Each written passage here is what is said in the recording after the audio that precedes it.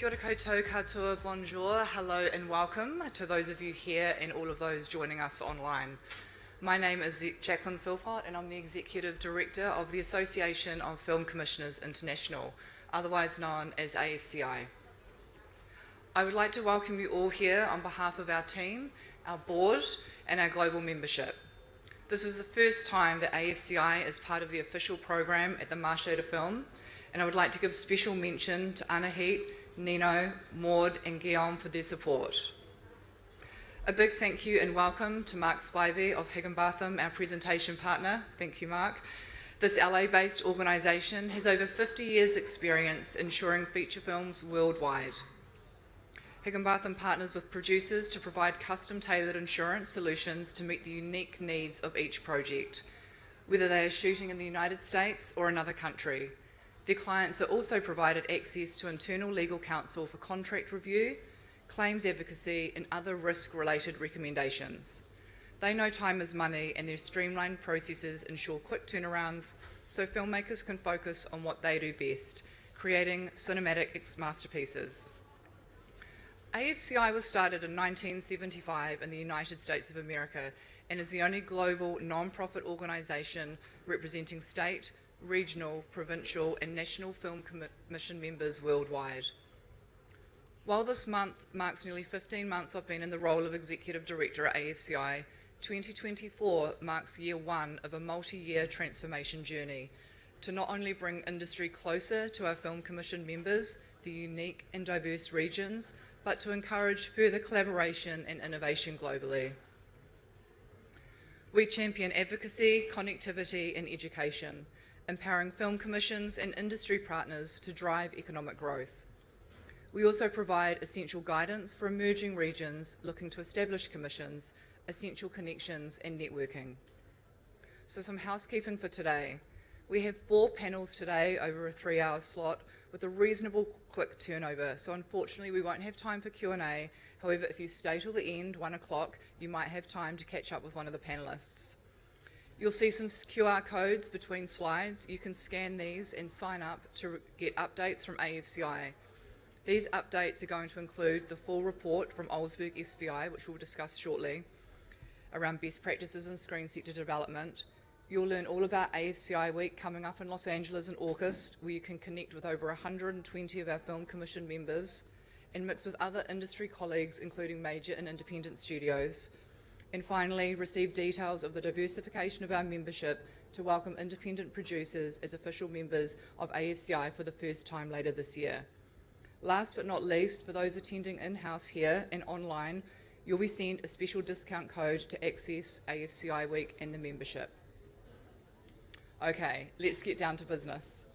Today, the panels we will bring you will highlight advancements in screen sector development, the importance of collaboration, explore location-based authenticity, discuss location stereotypes, and highlight cultural inclusivity. I'd like to welcome Leon Ford, Managing Director of Olsberg SBI, to the stage to provide an overview of the 2024 update to a 2019 report commissioned by AFCI on best practices in screen sector development. This is used extensively by film commissioners, policymakers, and industry partners worldwide. Olsberg SBI is an international creative industries consultancy delivering high-level strategic advice, insights, and business planning for their global client base. A think tank partner of AFCI, their advice is welcomed by film commissions, global studios, and government agencies, amongst others. Leon will be joined later by Claudia Triana, Director of Proy Mejanes, Colombia, who features as a case study in the report. Claudia is a powerhouse with 35 years working with the Colombian film industry and has taken her place on several juries worldwide and acted as executive producer on several productions. Thank you, Leon. Take it away.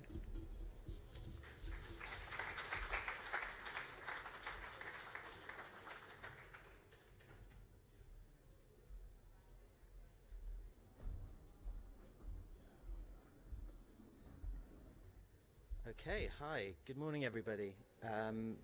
It's great to be here this morning, and thank you to Jaclyn for that kind introduction. It's fantastic to see this world of film commissions and international production policy right at the heart of this film market. It's long overdue. So I'm going to be talking you today through some key findings from a study that we're publishing today called Best Practice in Screen Sector Development. And we've created this work with our partners at AFCI, and we're very grateful for their collaboration, and thank you to Jaclyn and to Marge and to the AFCI team. So I'm going to be talking you through some introductions and context about the work and about the industry landscape we are currently in. I'm going to give you some reflections on what we mean by best practice, and then I'm going to give you the high-level findings in terms of the best practice that the study identifies.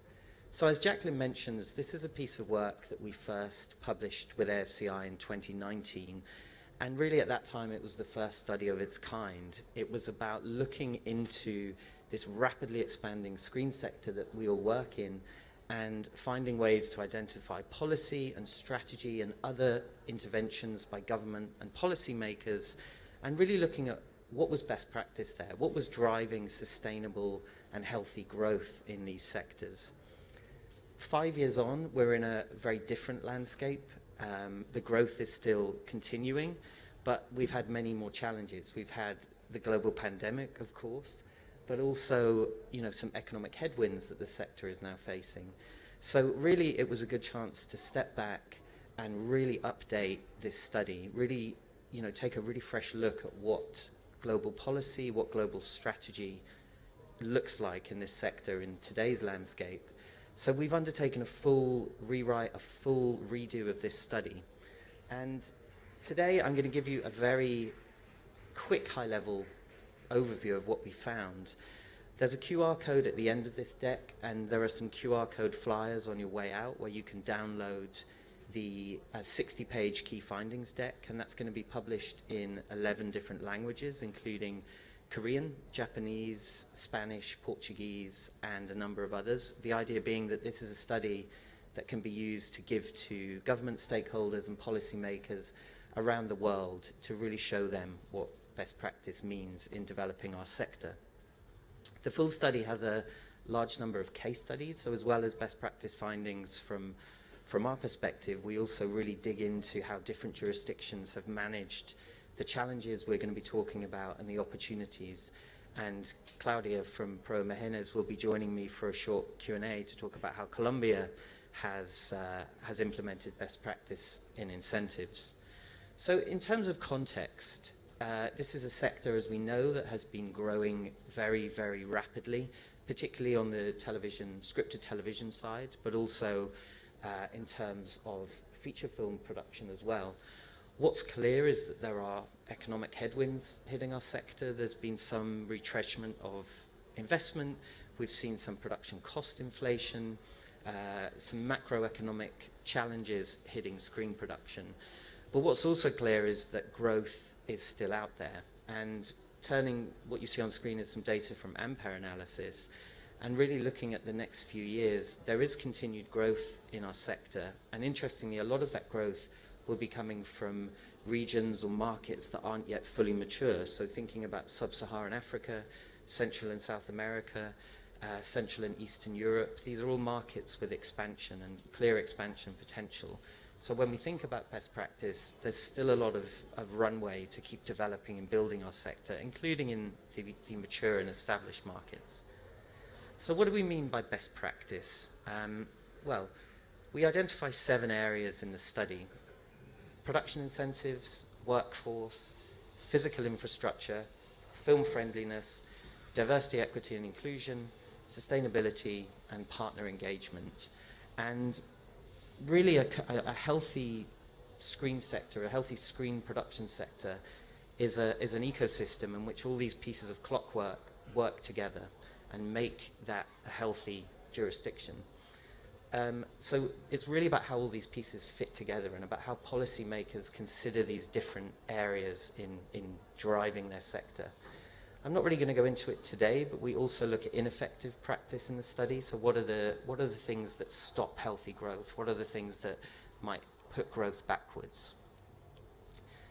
Before I get into the findings, we consider best practice through both formal and informal considerations. The formal are the pieces of legislation, the pieces of policy, the funding structures, the guidelines that really provide a framework for an industry.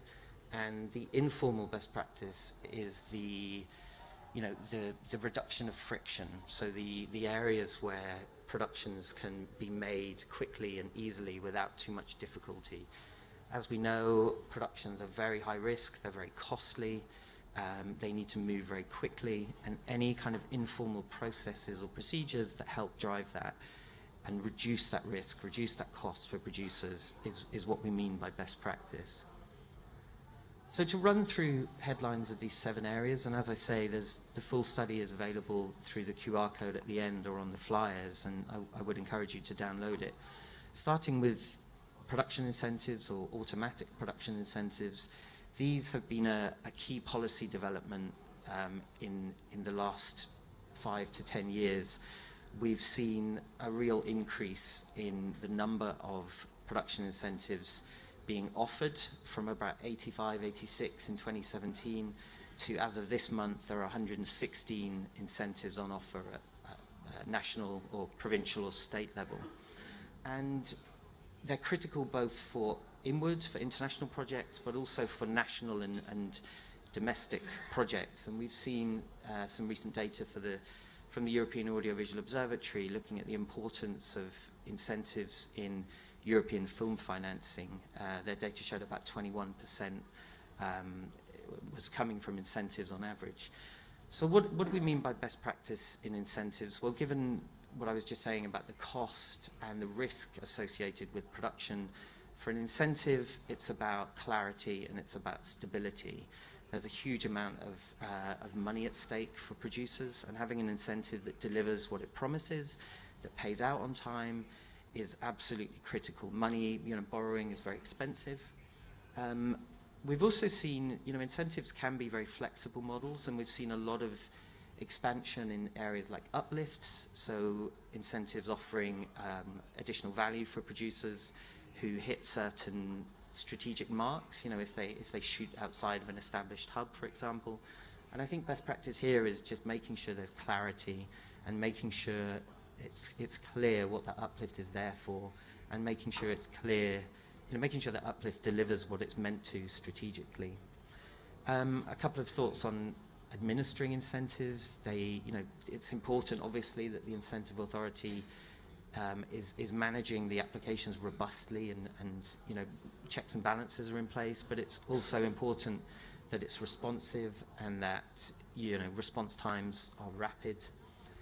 Budgets and caps, a lot of systems operate with them, and again, making sure those limitations on what's available for producers are clear, and if there are limited funds, making sure producers understand how they can fit within a system to access them.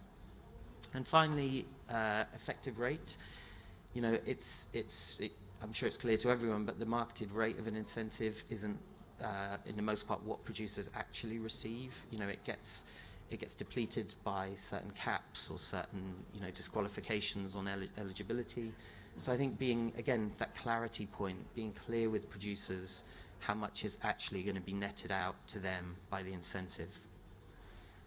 The next point is workforce. This has been an absolutely critical focus for our sector over the last 5 years for a number of reasons. One reason being capacity, and the fact, the amount of production we've been seeing has created tightness in many markets. We do a lot of work in this area. I think it's critical for workforce strategy to be targeted and to be very, very aligned with industry need. So really looking at where the gaps in the industry are, where the gaps in crew exist, and really tying a strategy in to deliver on that. And as I'll say when we come to the DEI slide, making sure diversity is totally not an afterthought, that it's absolutely baked into strategic development, strategic processes. Also, a key thing here, not just focusing on new entrants, but being aware that there are ways of bringing in skills, bringing in expertise from adjacent industries that can really short-circuit some of that development time for new entrants. Data, maybe not the most exciting subject for a Sunday morning in Cannes, but making sure that data is absolutely in place and underpins the development of strategy. It absolutely has to be informed by data, and that's a big challenge for the global screen sector. Often national statistics don't enable us to look with great clarity at crew or lack of crew or where crew gaps exist. So as a film commission or as an authority, as an institute, trying to put in place data tracking and data insights that allow you to develop workforce. And finally, cohesiveness. I think it's true for all of these best practice areas, but a lot of this involves public agencies, private companies, suppliers, producers, and just making sure that strategies are bringing all of those voices together to be effective. Infrastructure, the third area, like workforce, a very pressing issue for a lot of markets. I think in a well-functioning screen market, often developments in this area are driven by the private sector in response to clear commercial opportunities. And I think there's a role for public sectors in best practice terms to think about how they can facilitate the private sector here, how they can encourage them to consider the screen sector, and that can be done through non-financial support. So thinking about helping them through planning regimes or zoning regimes and what have you. That said, we do see governments and public authorities investing in studios and other infrastructure, and I think the key best practice point there is about timing, and often studios can be looked at as a way of quickly short-circuiting development, which they can be, but they also need to be underpinned by the other areas we're talking about, particularly workforce and a stable incentive. And then, of course, sustainability is absolutely critical in this area. Turning to film friendliness, another key area of best practice that we look at. This is really about how a market, once a production lands, how this market makes life easy for the production and enables it to deliver the economic and the other benefits that productions can deliver without friction, without difficulty. And for film commissions, for other agencies in this space, it's about building that consensus. It's about helping your partners understand why dealing with a permit request or dealing with a request for a location on a rapid track is a way of getting value, is a way of building economic spend and strategic value. That sort of understanding piece is a key one here, and I think in successful examples in the study, we see film-friendly networks, we see film commissions drawing together different stakeholders to help them be on the same page when it comes to servicing. And also areas like immigration, customs, tax, the importation of equipment. DEI is an absolutely critical question across our industry, and it's an ongoing focus. I think for this study, in talking about best practice, is absolutely about, again, integration into workforce development. DEI should never be an afterthought. It should always be at the center of any and every workforce development strategy. And as I say, not just thinking about new entrants, but also thinking about sideways movement, sideways skills into the production sector. Again, data totally critical in informing good policy making in this space. And then, of course, authentic representation on screen and off, and engagement with community.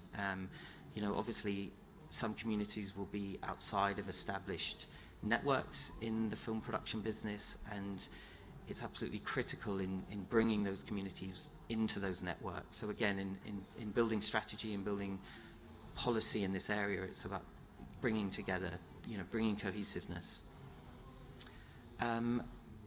Just penultimate slide here on sustainability. Again, another totally critical area that's been expanded in this version of the study from 2019. I think best practice here is absolutely about finding sustainable practices, sustainable methods that can fit within the way a jurisdiction works, the way a production sector is used to working, so that it can fit within those processes and enable producers to adopt those ways of working without too much difficulty, without too much change, and that way it becomes sustainable. Resources and materials, again, film commissions have a key role to play in helping stakeholders and helping suppliers understand what they could be doing as a business or as an individual in this space. And also incentivizing change, driving change through incentivizing, whether that's through an incentive model or through other ways of driving change. Just finally, the final slide here before I wrap up is on partner engagement. And as I said at the start, it's a hallmark of a healthy sector that government, that public agencies, that private companies come together and understand that this is an extremely valuable sector that delivers across a range of metrics, including economic, strategic, cultural, and really that's about, to get to that place of cohesiveness is about engagement, and it's about strong and robust evidence, and making sure that stakeholders understand the value of this activity and understand the value of them supporting the activity. Repeat engagement is really critical. We see so much churn in governments, and we're in such a fast-moving geopolitical time. We're in a fast-moving industrial space that engagement has to be redone and redone and redone to show those changes.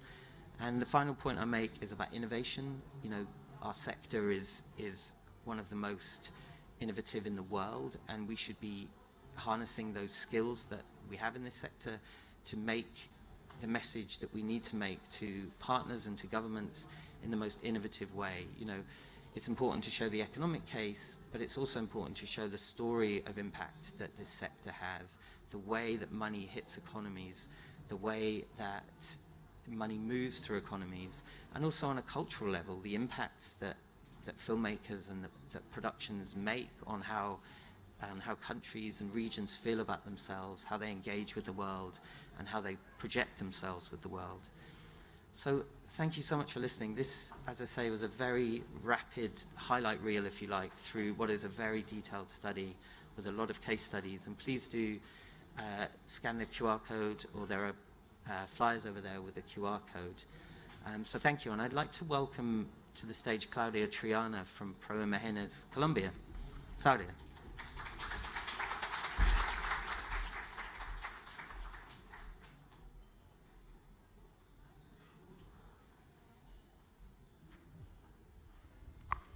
Okay.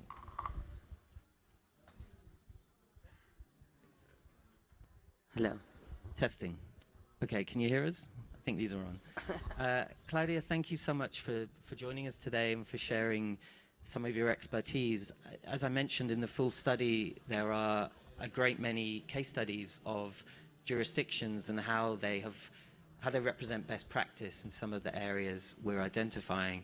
And Colombia is very much a model of best practice in the development of incentives. It's certainly a standout production market in Latin America. You offer two incentives, one rebate model and one tax credit model, and you've seen a real expansion in activity through those structures. And I wonder if I could just ask, if bearing in mind the best practice discussion that we're having, how what have those incentives done for Colombia, and how have you developed them at Pro Imagenes in a way that has allowed them to deliver the impacts? Well, thank you first of all for the invitation. It's an opportunity for Colombia to showcase a little bit of our little experience, because just to give a very brief overview, in 1997 we released one film in the cinemas, and we had to start from there. We need to do production. So there are like 3 laws that we've been constructing as a system of incentives for the local production and co-production, and then to foreign productions to come to Colombia and do bigger creative things. So in 2012, once we had like 30 films going on in Colombia, we started with the cash rebate. Because we were saying from 2007 we were the National Film Commission, and we were starting to say, okay, we have 2 oceans, we have the Andean, we have all the climates, etc. But we needed definitely the rebate. So there we've been doing like 52 international projects, and we've been learning, our crews have been learning with bigger productions. And during the COVID, we started with a new incentive, a transferable tax credit. That has been like a revolution, because it's, first of all, our fund, the cash rebate was only for films, and then in 2019, and it was ruled in 2020, we started with what we call SINA, which is the Audiovisual Invest certificate, and it's designed like it's sustainable, the operation and everything. It doesn't come from the national budget, the money or anything. Just the government approves like a coup for the next year, and then in Proimágenes, which is, we are a non-profit private organization.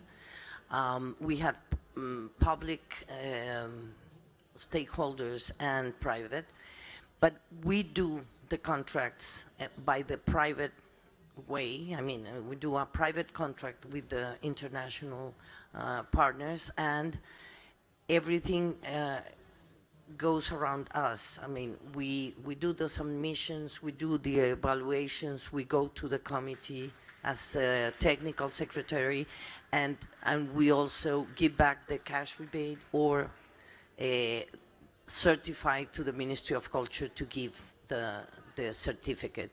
So in a way, it's been like the best part of the private and public joint venture to make it easier and clearer and give confidence to the international people who comes to Colombia. So that sort of point about cohesiveness, it feels like you're, through that system, you're bringing together different entities within the space. And I wondered, thinking about, you mentioned the tax credit has been a kind of revolution in attracting international projects. I wonder, just for anyone in the room who doesn't yet have an incentive in their market or is considering this, how they might go about this. I wondered, are there any hallmarks of your system that you would think of, sort of elements of best practice that you would suggest to someone, this is what we've kind of done right, or maybe this is maybe a challenging area that you should think about? Definitely, I will recommend the private and public organization. I mean, permanency, it's really, really, really key. I mean, we had 25 years Proimágenes. I have the honor to be the same director, even though the government has changed several times. So it's key to have the permanence. That's one. And the other thing is that also, if you have a private way of of the system, you can pass the year. I mean, if we have the funds, it's not 31 of December you have to have all the films done or the things done, but we can pass. I mean, a project can apply in 1 year and stay until the other. So that's another key thing, to have a private someone being there. Yeah. And I'm interested in, it's quite unique that you have two models, and it feels like they've been impactful both for the domestic production in Colombia and very helpful for domestic producers, and also on the tax credit side, very impactful for the international business. And you sent me some data that I think there was something like $632 million in tax credit spend from, I think, the second half of 2022 to this year. And I wondered what reflections you have on having systems that both work for national production and for international. Do you see those systems as sort of targeted separately, or is there overlap? Well, one of the, I think that it was very intelligent to do, and the government accept that, was that this system of the SINA is, you don't have money. I mean, the internationals that have a discount of 35% of their expenditure in Colombia have to give 5% of his title, of the tax transferable credit, to us. And with this money, we're paying all the operation of the system, and also we're doing a training program. So that was like a dream we had, that to do like a training to be more competitive and have more crews and more trained skills in Colombia, but we didn't have the money. Now we have it from the system, so we're designing this national plan, and we hope that you still go to Colombia so that we can have some money from the Colombians. So that's the way the Colombians will say, okay, you're giving incentives to the foreign people, but they are also, giving some money for the national training, and that can go to also to do better national films and co-productions. So we're in that stage, because it's been only 3 years, as you said, and for the first time we had like $632 million spent in Colombia in that state, and 170 projects coming in, foreign projects coming to Colombia. So we were like, now we need more crews, and now we need more, and the industry is moving, and we're learning a lot, and we're always adjusting to be, as you said, more clear, more easy, more sustainable, and things like that. Now that's so interesting, and really aligns with what we found in the study about the cohesiveness across different areas of development. And it sounds like you found a way through the tax credit to really support the development of your workforce, and to do that in a very sort of clear way that isn't onerous for those producers using the tax credit, as shown by how much production is coming to Colombia. So I think that's a real kind of best practice highlight right there. Yes, and we are learning a lot, because now we have like 40 companies that are already working and doing their work, and to promote also the country and their services. And we're starting to have more IPs from Colombia. That's our dream also, not only to have services, but also to do our own IPs there. And we're starting to have script writers from Colombia, and having like the confidence of the streamers and big international companies that are now feeling that we can do things for the region, not only for Colombia, but for the region in Spanish, and that we can also be more productive in the future. So we're, as I said, we're learning a lot, and finally every government with difficulties, of course, that we have to work with them every time they do like a tax new bill, which is almost every year. We have to deal with trying to stay with this incentive that has been not only for films, as I said, but for series, for video games, for advertising, for video clips. So we're mainly in films and series, but now we have animation and a video game. So we have to work a lot still. Yeah, and I think that's from the study as well, that sense of there's still so much more policy runway and strategy, and there's so much still being done. It's kind of underlines why it's such an exciting sector. Well, I think, Claudia, that's all we have time for this panel, and thank you so much for sharing your insight from what is a fascinating market in Colombia, and thank you so much, and thanks everyone, and thanks to AFCI. Thank you. Thank you so much, Leon and Claudia. We are very much looking forward to that full report coming out later this week. So a reminder again, don't forget to scan the QR codes so that you can be registered to receive those in the multiple languages that we were having translated. So we're just getting ready for our next panel. A reminder to everybody, this is being recorded thanks to the Marché du Film. AFCI will have it up on our website later on this week, so keep an eye out for that if you're not able to catch the full 3 hours.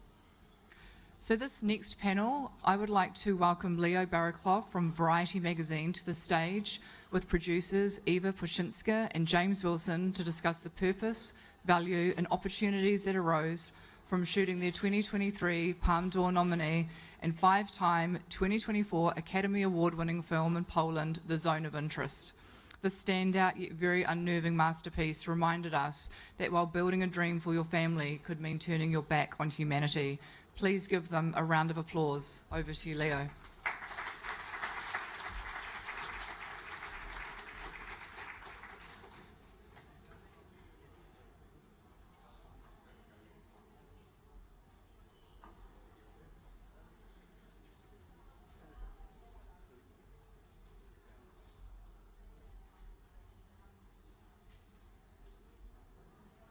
Great. We're going to start off with a little bit of video just to give some background. So if you could roll the video, please. The Zone of Interest is about the commandant of Auschwitz and his family and the life they lived in a nice house, and over their garden wall was Auschwitz functioning. We kind of saw it as two films, a film that you see without any violence and a film that you hear that we introduced this violence. On the other side of the wall, there was murder happening all the time. We went to great lengths to be accurate about how sound worked in that space, and the sounds that we used were the result of an awful lot of research. It was really important for the entire project to be as close to the truth as one could possibly get. We shot right next door to Auschwitz, so we were on that soil. We ended up very close to Auschwitz Museum. The cooperation with the museums, they helped us a lot. They opened their archives for us. All the locations, they are in the radius of 20, 25 kilometers, so everything happened there. I remember just walking around that house and being completely gobsmacked by the truth that I was being confronted with. And, we're shooting in the little girl house. It was a real house. It was her piano. Alexander is based on a real woman who I met when she was 90 years old. A very beautiful story happened when we were filming Alexandra. Chris was in the original house where Alexandra was living. And on the attic, he was texting me, okay, I found dresses. So during the fittings, I showed this dress for Jonathan, and Jonathan said, yeah, let's go, let's go for it. When we saw her on the screen, I cannot imagine her in a different dress. Alexandra would also leave food for people who were starving and dying that she saw outside her bedroom window. She finds music in the tin, and it's a melody that was written by a real prisoner in 1943 called Joseph Wolf. Text von Joseph Wolf, geschrieben 1943 in Auschwitz, Auschwitz III. And it was written during his incarceration, and it knocked our socks off, all of us, when we heard it. It was hugely impactful, and there's loads of different layers to it.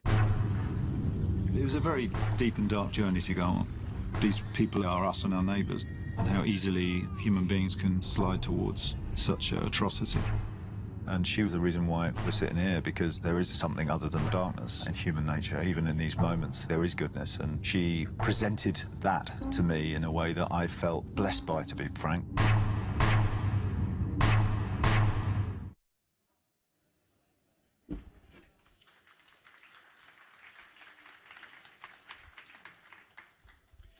So, firstly, congratulations on the Oscar.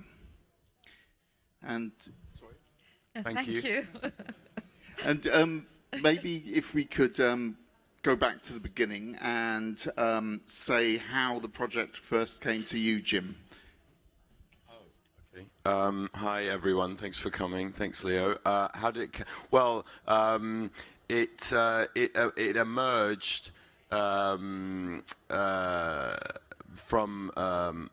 in my ongoing relationship with the writer-director John Glazer, who I've worked with for a long time, before Zone of Interest, going back about 25 years, and it emerged from, briefly, long story short, from conversations over some time after the last film we'd done before called Under the Skin, about a film about the subject of this subject, I guess the subject of the Holocaust, but how to do that in a way that was interesting and original and dynamic and not like other films about that subject.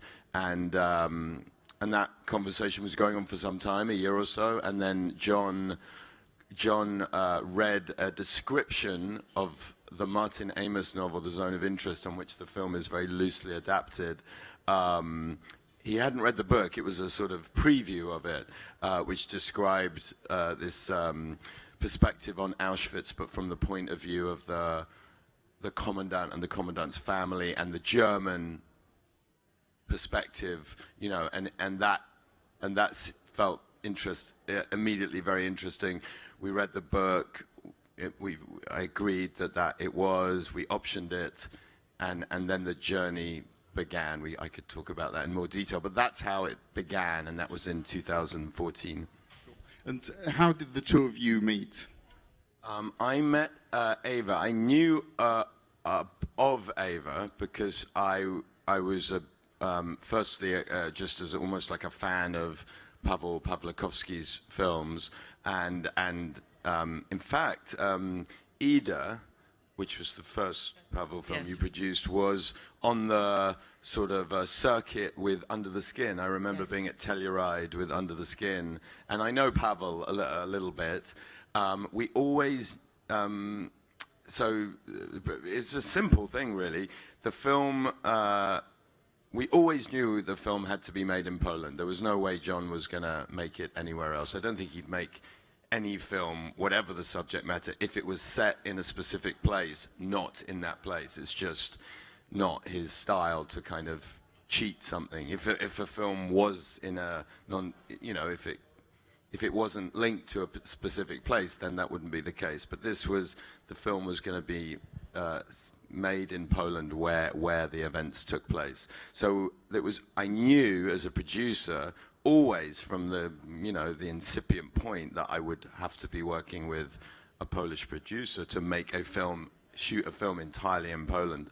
And so then it was a case of who that was.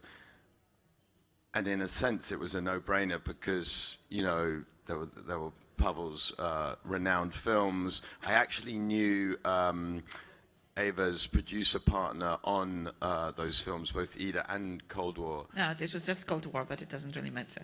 Oh, sorry. I'm so sorry. Just on Cold War.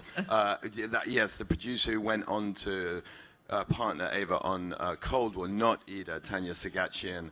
And so I think it was in 2018, so a good few years because we developed it on our own. I reached out to Tanya asking if she could introduce me to Ava. And then I met Ava here at the Cold War Cannes. So if somebody can date that, I think it was 19 or 18, I can't remember. 18, it was 18. And in fact, I met you at something like this because you were doing a panel about making Cold War, and I was like stalking her in the audience.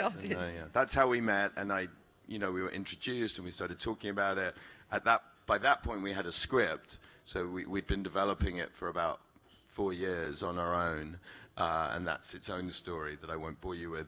And so I was able, I think probably a little time later, we had more conversations, and then maybe a few months later, I was able to send Ava a script, and then the process began. Yes, so this is sometimes miracles happen and you meet right people at the right moment. And of course the name which first attracted me was Jonathan Glaze's name, because I saw his previous films and I was one of his fans in Poland. So I said, oh yeah, Jonathan always, whatever that is. And then I read the script and I said, I have to do everything to be a part of it. So this is what happened. I really made an effort, trying to bring as much money from Poland as possible, to help to find the locations and so on and so forth. And this is, speaking about locations, because yes, as you said, it was absolutely, there was no other choice than Poland to make this film. But it was not that obvious where exactly in Poland, yes? So this is this journey of finding the house and finding the proper place where we can shoot it, because we knew that we need to find. The first idea was to shoot the house in the original house, but there is the family living there, and of course this is moving the family for so many months, and we found it's totally impossible. And this is really, I think, that is really exciting and fascinating story about how we found the house, because this was one of the places which Jonathan and Chris, the production designer, visited, to possibly maybe having. And there is a now it's a historical picture of Chris standing on the in the door of this house, showing that no way, it won't work. And then we say, okay, so we'll have to find either the house which we can adapt or a place where we can build the house. But of course it had to meet very specific conditions to be easy to the place has to be geographically right. Yes, it has to be near the river. It has to be, the facing the sun journey from the right ways, and so on and so forth.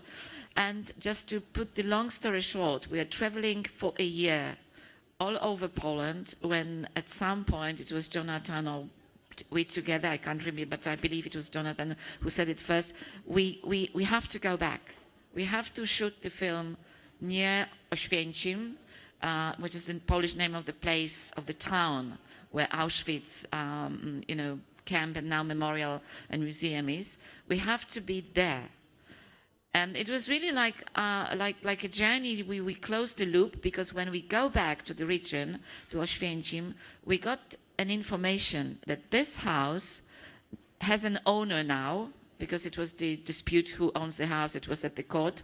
And we got in touch with the guy and we made a deal so we can use the house and, use it and build it and rebuild it, reconstruct it for our needs.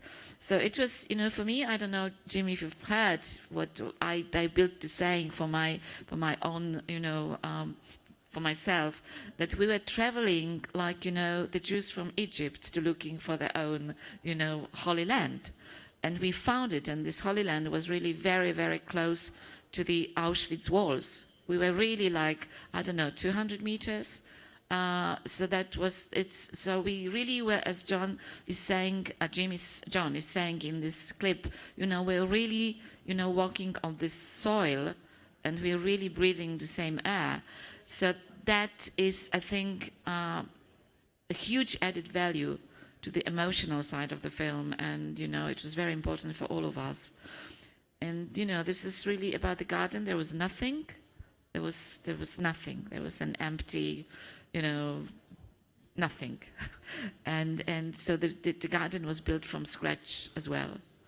So, Jim, would you like to add something? No, that's a very good thing. I suppose going back to Leo's question, to bring it back to that, and the reason I, apart from being a fan of those films, is that John's a very ambitious and demanding director, and I know that from years of working with him, and I knew it needed a producer with a certain kind of stature and experience and capacity, and it seemed like looking at Cold War and Ida before it. Cold War was sort of a bigger film than Ida. It was that Ava just seemed to be the standout producer, sort of one on a list of one of a producer making films in Poland that were having an international profile. I mean, Ida won the Oscar. Cold War was nominated for the Oscar. Also, Cold War was Cold War was partly financed by Film 4, yes. Which was one of our finance. We'd already set up the project with Film 4, and we were lining up A24, who'd worked on Under the Skin as well. We were trying to replicate. John's very into working with the same people. He's like, they know, everyone's nice on the first date, but it's when the shit hits the fan. So if they've been through it before, they'll know what it's like. So the fact that Ava had made these films in Poland, but that had an international profile to them, and had worked with one of our main financiers, everything seemed to be just pointing towards Ava as the logical producer partner. And if she said no, who knows? No, I what couldn't would say have no. happened. Thank you, Jim, for your very kind words. But I couldn't say no. I was just praying. Yeah, let's make it happen. So that's really something. Yeah, what you describe is correct. I suppose the only other thing to say, and you've said it, is that the house we shot in was very close to the real house. It was this, as Ava explains, it was this, not abandoned, it had an owner, but a derelict. It was a derelict yes. house that was about 150 meters from the real house. So, yeah, it was strange in a way, because you're absolutely right. We went all over regions of Poland, yes. looking at plots of land and thinking about building the whole thing like a sort of Parasite-style build. And then we ended up, as we should have done, yes. really, about from where we are now to that wall is the real commandant's house. Maybe we should just talk briefly about finance. How does the Polish production incentive work? Was there UK production incentive money? Just very briefly, if you could describe how that process works and what the benefits are, and maybe start with the budget. What was the budget? The budget was 16.4. The final, yes, million. Ended up, it went. Yes, yes. That's where it ended up, thanks to our yes. incredible financiers, A24, Film 4, and Access. Yes, they were very, very generous, really, because I think that everybody understood at some point what we are working on, and this was really like. So this Poland, has cash rebate. It's as an incentive. It's reliable, money. It's reliable, but not easy to get. We are actually working on, making the whole process easier and to bring more money and to work that the system works all year round. At the moment, as I said, it's reliable, the money is there, the money is paid, but you have to really submit your application for the fund really practically 2 minutes after the midnight from the 30th of December or 31st of December to the 1st January. So this is really after 5 minutes, the money is gone. Or 10 minutes, the money is gone. So whoever comes to us, to Poland, with the great projects we would like to be a part of, let's say, end of, January or, February, there's no chance to get the incentives. So this is really me personally. I can say lost, because I'd really wanted to work on 2 projects coming from abroad. I could co-produce. I could bring money from Poland on top of the incentives. It didn't work because it was very important for people, for producers, to get money, from Poland, and then of course on top of that to bring down a bit their investments. And so now we are really lobbying and working, and so we hope that by the end of 25 or maybe the beginning of 26, we will have the system improved, and then this is that it will work all year round, and then we can bring more international projects, and the local production can also benefit from that. So this is what it is. So this is when you come and you would like to have us servicing your project, but also, we have a very good system of minority co-production. There is a fund of minority co-production, and this is really what happened. So we had the money from Polish Film Institute as minority co-production. We had the money from regional fund, because we have several regional funds. So when you shoot in the region, you can apply for the money from there. Also, we did some pre-sale.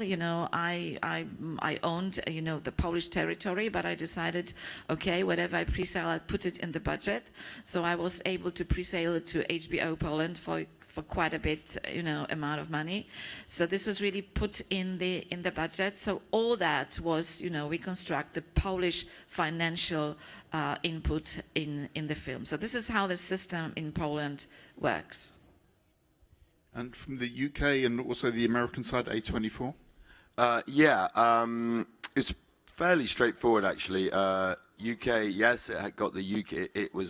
It's a UK Polish co-production, so it was qualified as a British film, and as such, it received the UK tax rebate, the old one, the 20% one, and then the financing ended up being fairly straightforward. John and I developed it.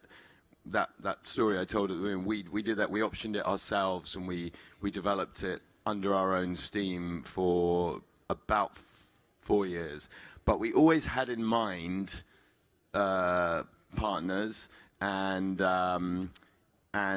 it ended up being the sort of the top ones we imagined, and those were in the spirit of sort of, as I said, kind of continuing the relationships we had, although people had sort of changed a bit, but it was broadly the same as Under the Skin, which was Film 4, who I've done many films with, and done Under the Skin, and indeed John's first film, Sexy Beast, when I worked at Film 4. So there was although different regimes of people, there was a long relationship with Film 4 as a company, and so I was talking to them throughout, and they were eagerly awaiting the script. A24, who had acquired Under the Skin as a finished film, not financed it, but again, we were continued to talk to them through the years since making Under the Skin, and I'd made another film with them, so there was a very good relationship there. And then the third sort of wheel was actually it was through the then head of Film 4, Tessa Ross, when we did Under the Skin, who'd been an incredible supporter of that film, sort of the fairy godmother of Under the Skin, as Tessa was to many wonderful films during her time at Film 4. And Tessa at that point had left Film 4, and she was a producer. She's now a very established producer in the UK, and she had a first look deal with Access, this Len Blavatnik's film and media company. And Tessa had always said, when you and John do something, please, feel free to, talk to me about it, and I can perhaps, take it to Access. And we sort of, in a sense, honored the relationship with Tessa out of loyalty and gratitude, and she's a great, I think she brings a lot of creative value editorially, and so so basically we sent that script that we developed over 4 years to Film 4, to Tessa, and to A24, slightly in a sort of sequence, and yeah, Tessa sent it to Access, and they did come in, and they came in a very simple equal three ways for the net budget before the Polish money. So the the 16.4 minus all the Polish one, which included a regional fund, Upper Silesia, and the UK tax credit, and then Access, Film 4, and A24 split the rest 3 ways. So it was about 4-ish each or something, not quite sure. And A24 had the rights, and they sold it. They sold the films worldwide. Yes, it ended up being they took the UK and the US, and then they sold the rest. Yeah, and it's done incredibly well.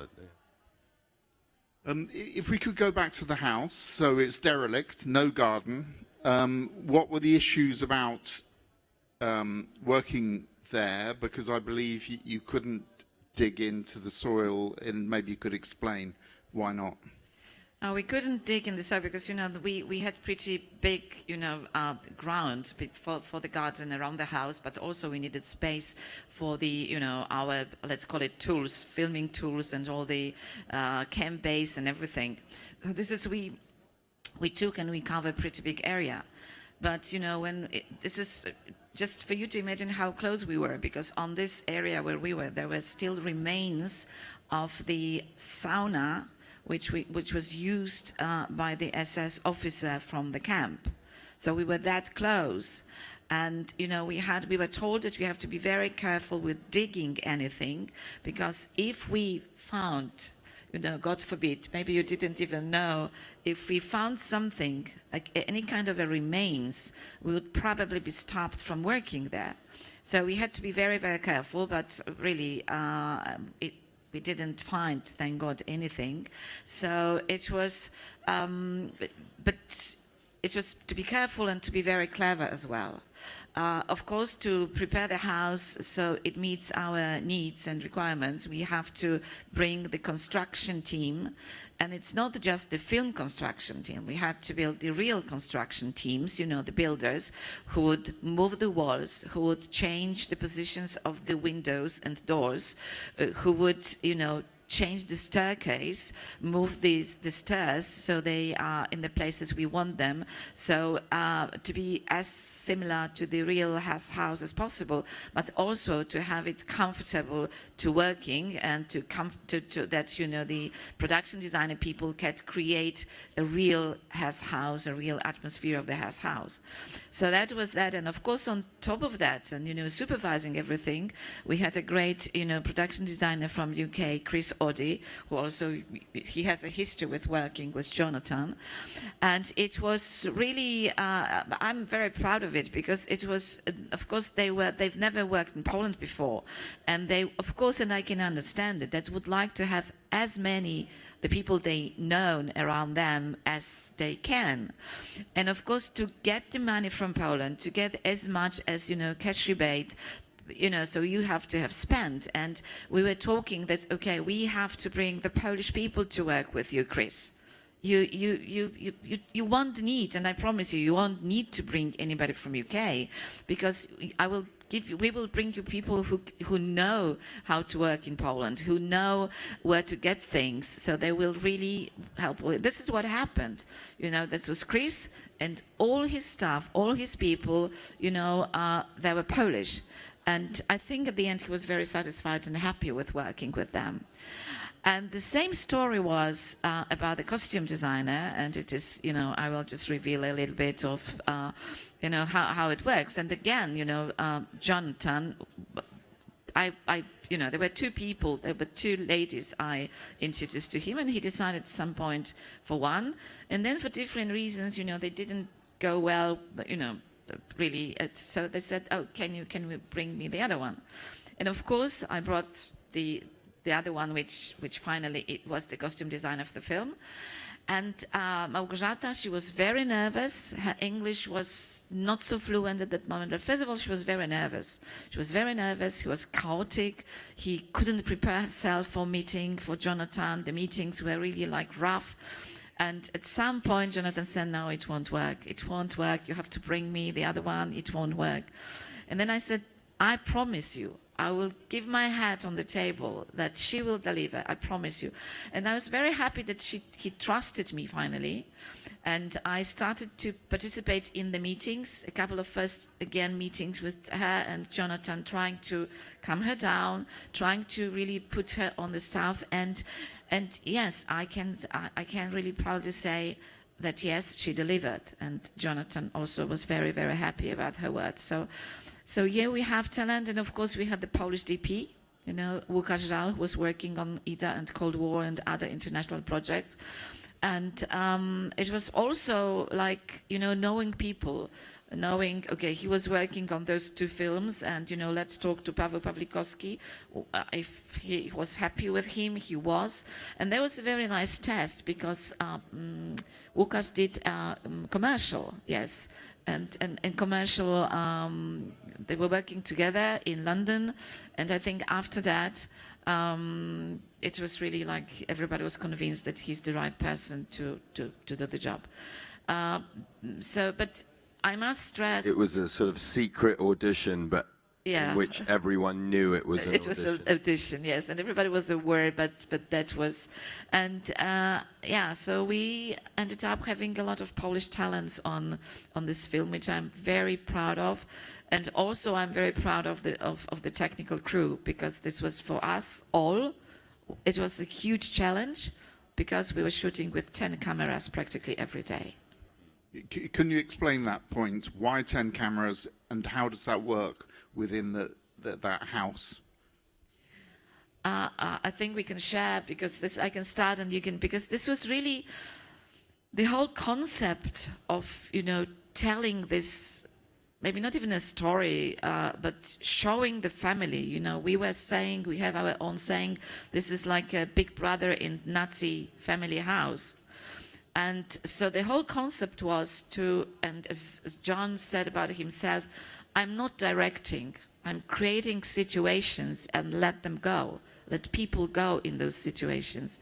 So to make it happen, and I'm quoting, maybe not dot to dot, Jonathan, he said, you know, every philosophy of a picture, every philosophy of a film needs proper tools to convey this philosophy to the screen. And in that case was to make these people really create the situation and make the actors and whoever comes in front of the camera to feel comfortable.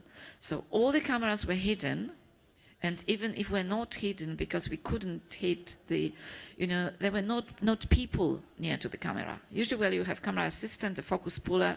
There was nobody. So because all the people were, when we're shooting in the garden and in the house, they had this, you know, the places to work in the cellar, you know, under the ground.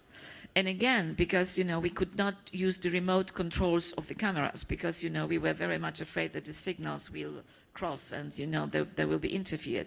So we were using and dig, you know, kilometers of cables, and to make everything work smoothly, it was really, I was really very, very proud of although of course there were, you know, just kind of hiccups as always, but I'm very proud because they could solve the problems quickly and efficiently, and so yeah, so it's not only the creative but also the technical, and they were very creative, so that's also that, yeah. And could you also explain about the lighting from Jonathan's perspective? Yeah, it was, everything in this film is real. No lighting. Yes, there's no lighting. There's only natural lighting. No light in the film. Yeah. And no film lighting. No film light. No film light. Oh no, there's one. He hates it.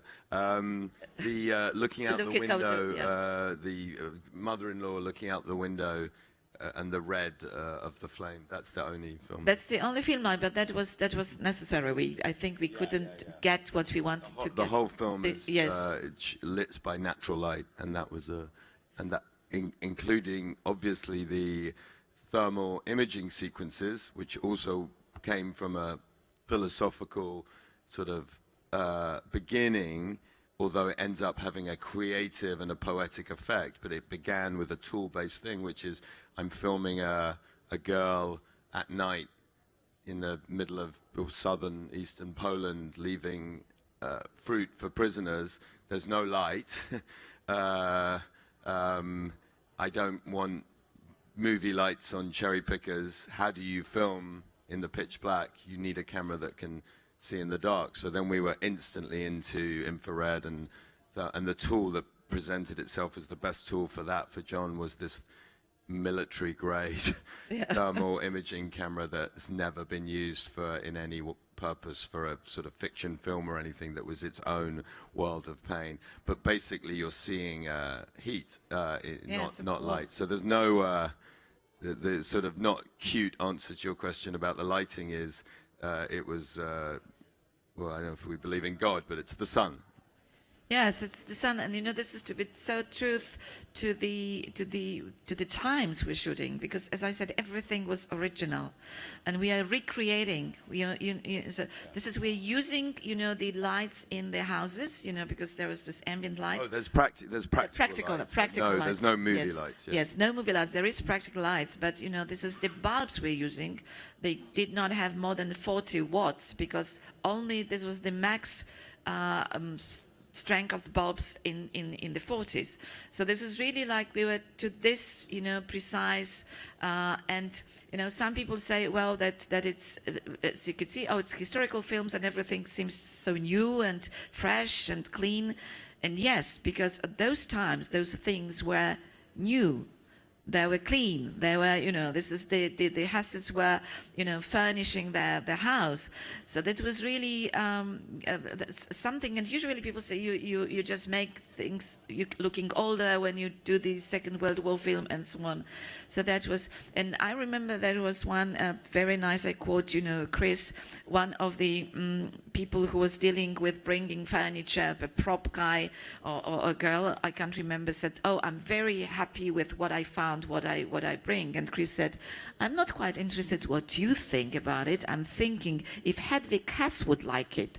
So that was really like that all the time thinking about those times and those people living there. So that I think you can see in the screen, and so that was, and also about the lighting and about all the natural. Usually when you use the film lights, and when you shoot even outside, even if you don't use the film lighting, and you shoot outside and there is sun, you start shooting in sun, and then the cloud comes, so you say stop, and there's the lighting people have this magic glasses, look at the clouds and say, "Oh, we'll have a minute, in a minute we go back." It was not the case. It was real life, like in real life. It was sun, the cloud came, then the cloud go on shooting. And, the actors Sandra Hiller and Christian, they were all saying, yes, this was really like, there was nobody looking at us. There was no camera people looking at us. We were really in there. We were, So also about the sound, I mean, it's got very distinctive sound, and it got an Oscar for the sound. Could you talk a little bit about the sound? Maybe Jim, you?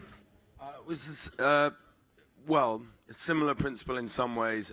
Briefly, in terms of the sound that was recorded, the production sound, while we were shooting. So we had an amazing sound recorders who co-received the Oscar, Tan Villiers, who's actually a Brit but who lives in Poland. Yeah. So he was the production sound mixer, and then Johnny Byrne was the sound designer who's long worked with John. In terms of how the production sound was gathered, there was a sort of similar principle to the multi-cameras in that John wanted to, as Ava's explained, this was, and indeed with the lighting, this was all about receding the paraphernalia of traditional filmmaking, so the actors and the people in front of the camera could feel as present tense in this real world. So with sound, the same thing applied. There was no boom. There was no guy hanging over with a boom. The house was wired as it was with cables for the cameras for microphones. So if we were the scene now, there would be, Tom would have built a microphone into here and here, into the architecture of it to be as invisible as possible. So that was the sound that was captured making the film, which didn't have any of that camp sound in it, the sounds of violence. The other film, as Johnny and John have said, the two films, the film you see and the film you hear. And then we did have the ability to play sounds into the house, like a gunshot, but actually John didn't use that much. He thought he might, to sort of surprise the actors, but he didn't. We didn't use that. But then the sound... Once for Louis, you remember? Yeah. I think. Yeah, maybe. Yeah. I don't know if it's the one that's in the film, but maybe. Yeah. But and then after, in post-production, Johnny Byrne and his team put fairly late in the process, actually, because what we found was that they needed to edit almost like edit it without the sound. So we edited, as John and Paul, the editor, called it the family drama, without the horrors, and then those were put in afterwards. But that itself was this long journey that Johnny Byrne and his team began during development and prep and shooting, of gathering all those sounds, which for John had to be real. How do you make the real sounds of Auschwitz? Well, there are no recordings, obviously, but it was an approximation. But when I say real, I mean not library sounds, like actually recorded sounds. So Johnny, it's too long, really, in a minute and a quarter to talk about, but he and his team spent a lot of time traveling in terms of like some of the human speech in it, like recording in real life crowds, obviously a lot in Germany because it needed to be German sounds, shouting, football matches, shouting, wailing, all sorts of different things. Also organic real sounds pre-recorded that are out there in the world but treated, but it's all real sound, whether it's human distress, gunshots, were all recorded, really, and industrial sounds as well. And then it was this hugely complex and long process of weaving those into the background for that sort of extraordinary ambient camp sound that you hear in the film, that would be its own panel with Johnny. Yeah, really, it's a huge way, because first of all, just one sentence. They, built a library. This is based on the books and the testimonies of the, what kind of sounds were there. So this is really like, and on the basis they were going and recording. And what was also very interesting that we, the audience, hear those sounds as the Hesses could hear that at this time. So this is really, I think Johnny mentioned it once, that it was the measurement of this sort of active imagination based on what existed, of even like prisoner drawings and prisoner paintings, and sort of imagining what those industrial sounds might have sounded like. But it was a very complex sort of ballet of, like, if there was too much ambient camp sound at the beginning of the film, it became sort of overwhelming or a bit on the nose. If there was too little, it wasn't violent enough, and it was I guess in a way, to sum it up, it was almost like making another narrative film, but in sound. But yeah, it was a really interesting experience. Great. Well, we're out of time, so thank you for all of that. I mean, we could have gone on, but please thank the two speakers. Thank you. Thank you. Thank you. Thank you so much. We're incredibly honoured that you've been able to be here for this. I remember we did the panel briefing with Eva, and I could have listened to her for hours with the multi-layers of this film. It's just outstanding. For those of you who could be just joining us online or coming and going, my name is Jaclyn Philpott. I'm the Executive Director of the Association of Film Commissioners International. So whether you've heard of us or not, we've been around since 1975, and we have over 300 film commission members. So we're going to move straight into the next panel. We're just going to get a couple of extra chairs up here. You might see some QR codes popping up on the slides. Make sure you scan those, put your details in there. We'd love to keep up to date with you in relation to giving you the best practice and screen sector development report and sending you further information regarding AFCI. Our third panel is a topic really close to my heart. So being born and bred in New Zealand and raised on the principles of equality, freedom from discrimination, and with a focus on cultural and social development.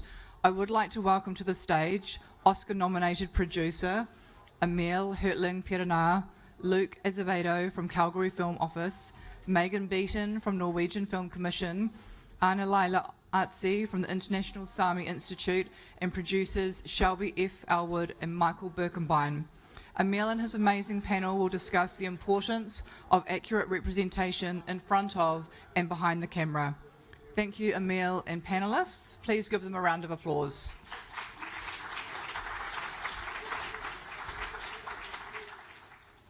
Thanks, Jaclyn, and welcome everybody to the main stage and this beautiful panel.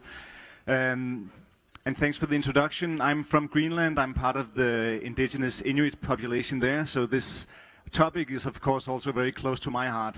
My entire career I've spent working on more authenticity in indigenous film storytelling, in particular for my home country, Greenland, but also on a global scale, working together with indigenous film organizations worldwide to make sure that there's more accuracy, more cultural accuracy, more collaborations, more authenticity, and better representation. So those are some of the things that we'll talk about today with this panel. I would like to just briefly have you all introduce yourselves, starting with you, Luke. We're on a tight schedule today, let's be honest. It's 36 minutes we have, so I appreciate the briefness. Thanks. I'm Luke Azevedo. I'm Vice President of Creative Industries, Operations, and Film Commissioner with Calgary Economic Development in Calgary, Alberta, Canada. Wow, that was fast. Megan, over to you. Megan Beaton, I'm the head of the National Commission for Norway. Anna Laila Artzi, I am the Managing Director of the International Sami Film Institute. We are located far north above the Arctic Circle on the tundra there, in a small village. Shelby Elwood. I'm the founder-producer at Cobrainy Media, and I make films that give voice to the voiceless. I'm Mike Birkenbein. I'm CEO of Beckett Film Fund. We financially support films that support underrepresented peoples. Fantastic. Before we go into the discussion, we have two small clips that we would like to run. The first one is a presentation of works coming out of the Sami film community in northern Scandinavia, and is presented by the International Sami Film Institute and Elila's organization. And the other clip is from Shelby's work, 4 different productions coming out of her production company. So please roll the clips.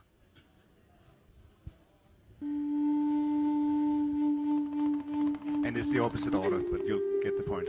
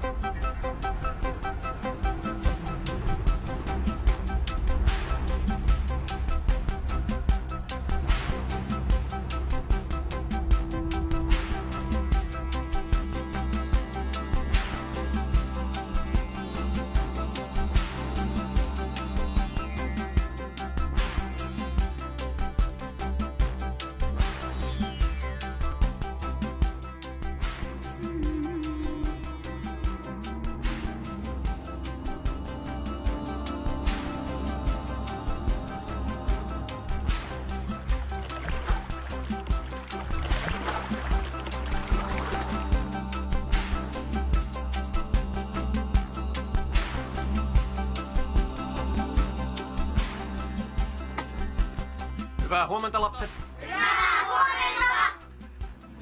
Regeringen har idag drøftet Alta-saken, og vi kan ikke imøtekomme deres krav.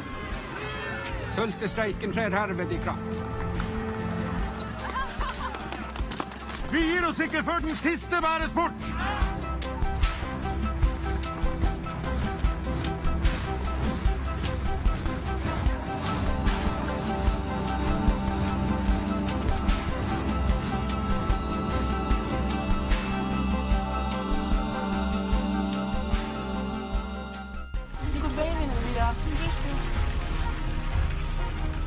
To all fathers out there, respect the sexual orientation of your daughters and sons.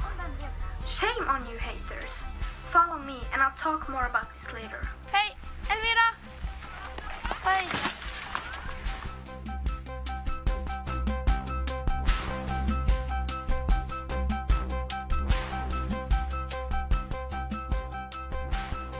Min käraste. No problem.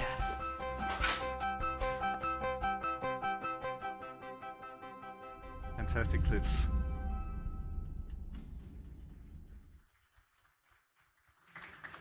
Thank you. Great clips from films that are either out in release or coming out. And I'm going to start with you, Anna-Laila, from the International Sami Film Institute. We saw the last clip here, and it says, by telling our stories, we also tell our future. And I think that's a great point of today.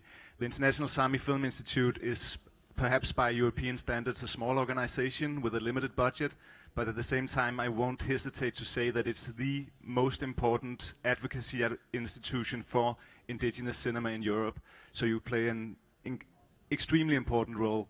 And I would like to hear just briefly from you, Anna-Laila, the road you have taken over the years coming to where you are now, and why authenticity and these collaborations with producers from the outside, why that remains to be important.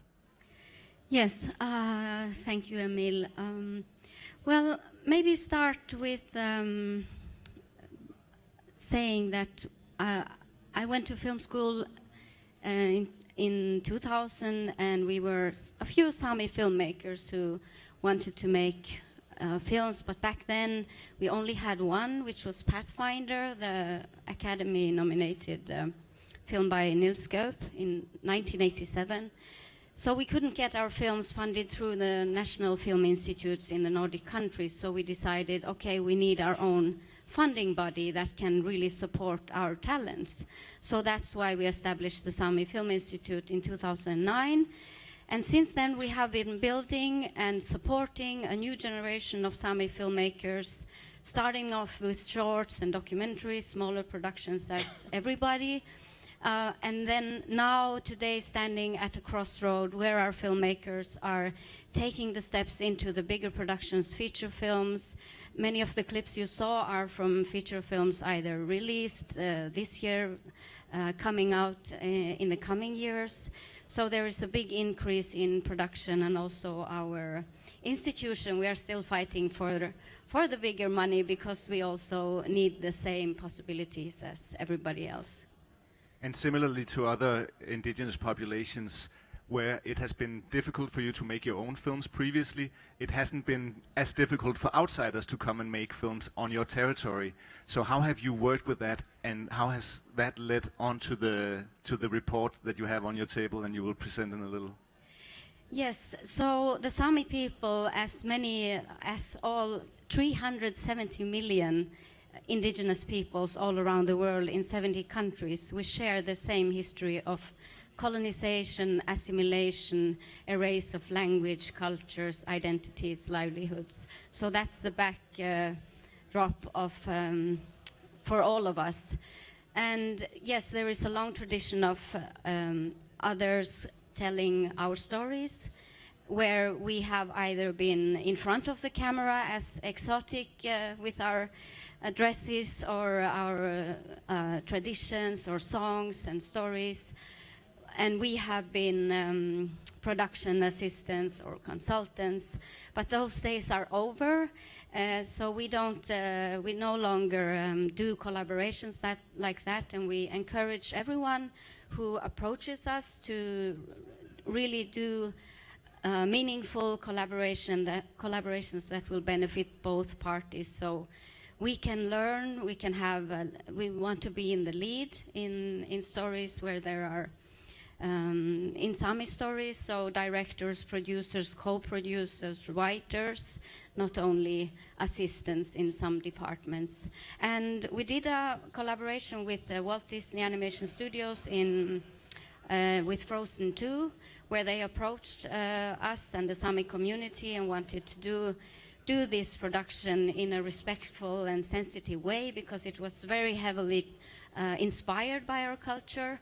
So I was in the lead of the Sami advisory group, and we had a really, really good collaboration with Disney, and the film also was a huge success for Disney. So our stories also have economic value, but they have to benefit not only the big production company coming from outside, but there has to be value left and built in our societies. That's our take on it, and that's why we also made the Pathfinder guidelines to guide and give advice. I know from working with you for years and years, this journey of also being approached over and over again by production and, screaming and pulling your own hair and when reading these stories, and I definitely understand that as well. And I think one fantastic tool that you've managed to build on, I think, the back of all these experiences is the Pathfinder report.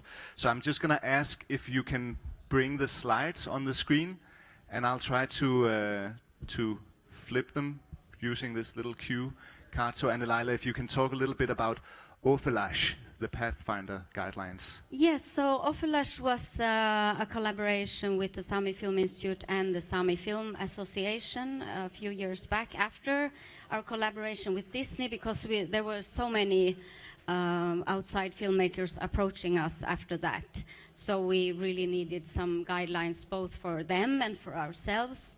So the Pathfinder's vision is that we want to be in the lead of the development of our own film industry, but we also invite and we value respectful collaborations, like, for example, with Disney. So this is like the main point of the report.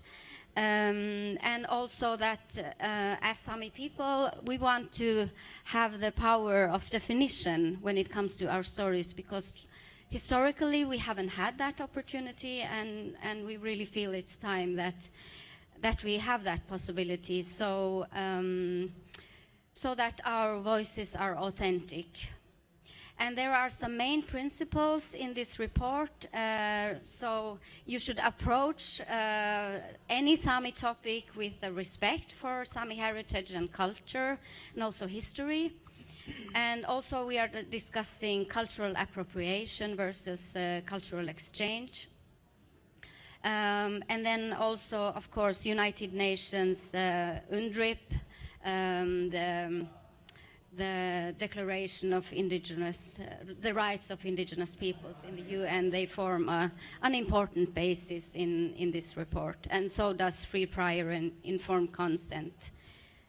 And we have also added with the right to say no. That's a good point. Yeah, so there might be projects that we wouldn't support or participate in.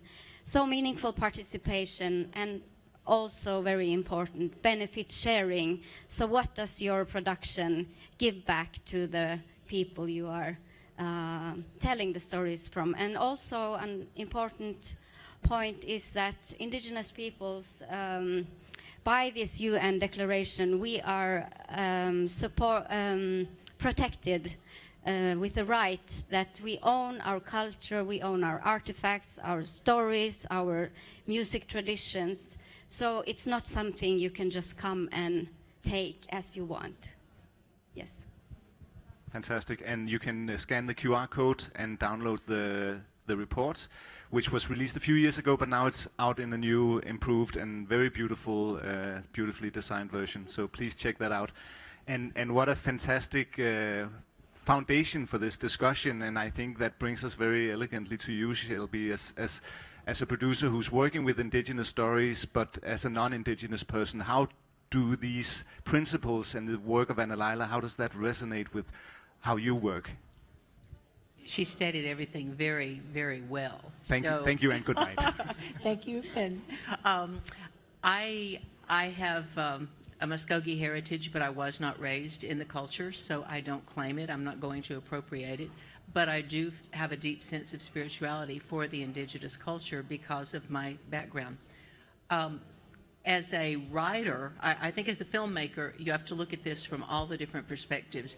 As a writer, it's your job to find out what stories are you telling, what do they mean to the people, what are the sensitive issues, what are the cultural issues, the sacred icons, the practices, the things that we don't have in our culture, in Caucasian culture typically, and I'm speaking from the United States, so I'm talking Native American, and I've done some work with the First Peoples in Canada. So I'm looking at it from Turtle Island, but I think this would be the case talking to any group of indigenous people. Respect that's written into the story. Respect is the most important thing you can give anyone. And when you're telling a story of someone else's culture, you've got to respect what's important to them. Once you understand, then you'll know why the tomahawk chop and Chief Wahoo are offensive. So it begins to make sense. You begin to know. We saw some beautiful footage from some of your projects. Can you tell a little bit more concretely about how you have collaborated with protagonists or researchers and these indigenous tribes that you're portraying in the films? I was very fortunate. I was invited to do some music videos for a Grammy Award-winning flautist, Jonah Little Sunday, and there are places in and around central Arizona that are very sacred to the indigenous nations that live there. So I invited him to join me, and we took beautiful footage of some of these places. That was to support his music video, but it also shows up so beautifully on camera that I added it. The other story had much to do with, the one that you saw with the crown dancers. I was blessed to have them to come and visit our set and perform for me. One of the things as a director, because I did direct that film as well, the elder that I was working with, and I always seek an elder to work with to get the information straight. The elder said, "Don't stop their dance. They're doing a very special healing dance just for you. Don't call cut. Let them finish their dance because it's meaningful." So I wouldn't have known if he hadn't told me, but I value that tremendously. And you see yourself continuing to work in that space and do collaborations with indigenous. We actually have a slate of about 6 more indigenous films that we're doing between Native Americans and First Peoples. And this is something that I want to continue to tell the story because there is such a beauty in the culture, the traditions, the artifacts, and the religion. All right, can we segue from that maybe to Mike? I know that you have collaborated. Mike, you've been working in film funding for many, many years. What are the economic benefits or incentives of, enhancing or prioritizing authenticity in these kinds of stories, which I hate to say is actually a new thing. I mean, in mainstream film culture, we didn't really pay much attention to indigenous authenticity. We just kind of built stories around these cliches from cartoons or storybooks from the past. So, doing that extra work, does that pay off? Absolutely. I have an MBA in entertainment, so I'm very different from the rest of these people up here from the University of Southern California. And one of the things we look at is marketing these films. And it's important because the stories need to be told, but they need to be told in an authentic manner. So if the main target market or who you are telling the story about or for don't like it or it's not authentic, then the press is going to be bad and it's not going to turn out well. So it's super important from a marketing perspective.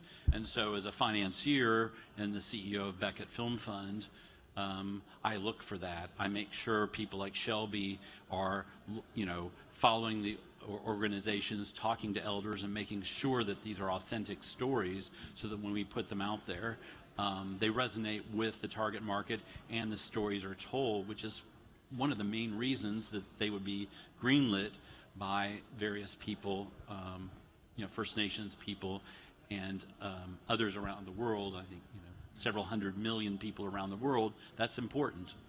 And then also from a finance perspective, when these beautiful stories are put together, there are advisors that can make them authentic. You have to put financing together, and there are a lot of opportunities for financing. The group that put us up here, they have film incentives of various sorts. Canada has wonderful film incentives, and various states in the United States do as well. But working, in regional offices of Indigenous and First Nations people, there are other incentives as well. And so I look for productions that will hire people, as you said, not just in PA roles, but in greater roles, and then provide training for people so that they can move up the ladder in the production side of it as well, and make sure that those things all work well. And that helps the production look authentic and be authentic, because there's more eyes watching what's going on to make sure it follows what you would want it to be for your people. So you've got national incentives, sometimes regional incentives, and then there are banks that will loan money against these incentives. So if you have a $3 million film and you have $1 million incentive, you can take a loan out for some portion of that to actually get your film made rather than waiting to the end. And then where Beckett Film Fund comes in is we put this package together, make sure the finances make sense, make sure everybody is going to be paid appropriately for their story, their directing, their acting, their production, and that sort of thing. And then the remainder of it is equity. So we bring equity to the table. And then we have relationships with major and mini major studios for distribution, and they're very interested in these films and these stories, because Disney was, that story was very successful for Disney, and when people see something like that, there is more opportunity then, and then everybody wins. People get their stories out. Everybody who's working on the production, gets paid for their work and that sort of thing, and reimbursements for, donations can be made back to peoples to help with training and build training facilities and all those sorts of things. Sounds like it's a good place to be. It is. Can you point to any tools or anything in the US that would safeguard these kinds of values that you're talking about when you look into a project or collaboration, checking a checklist of these things that you need to focus on? Are there tools available in the US similar to the Pathfinder's protocols? Yeah, so when people present projects to me, I have a team that works with everything that's involved that we just talked about, from the story to the authenticity to who's producing it, acting in it, writing it, directing it, and then where it would be best placed in a theatrical release potentially, or streaming in Netflix and Amazon and those sorts, or AVOD. There's lots of places where these stories can be told, and so so we analyze this sort of thing using a variety of systems and data. So there is a large database that has 70,000 films in it, and it has all their financial data. So I use that information to analyze a project, and from that I can tell whether it would be best in a theatrical release, because the marketing dollars for a theatrical film are typically more than production. So that has to make sense. Or is streaming better? And people talk about to win, there are lots of ways to win, but dollars equal eyeballs.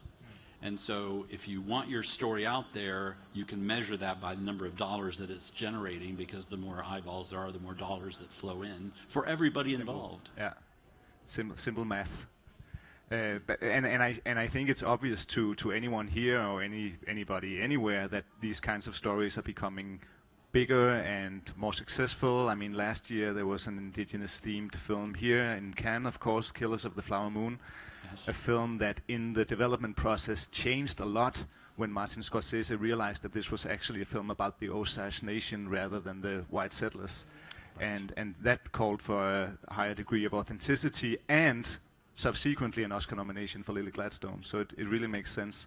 And good storytelling. And good storytelling. Along with it, and good acting. And there's certainly an actress out there floating in the world now that has lots of demand. And I think that's been my thing all along. I mean, as soon as we find that spot, you will see how much creativity we have and how many fantastic actors and storytellers. So it's really about getting it out there.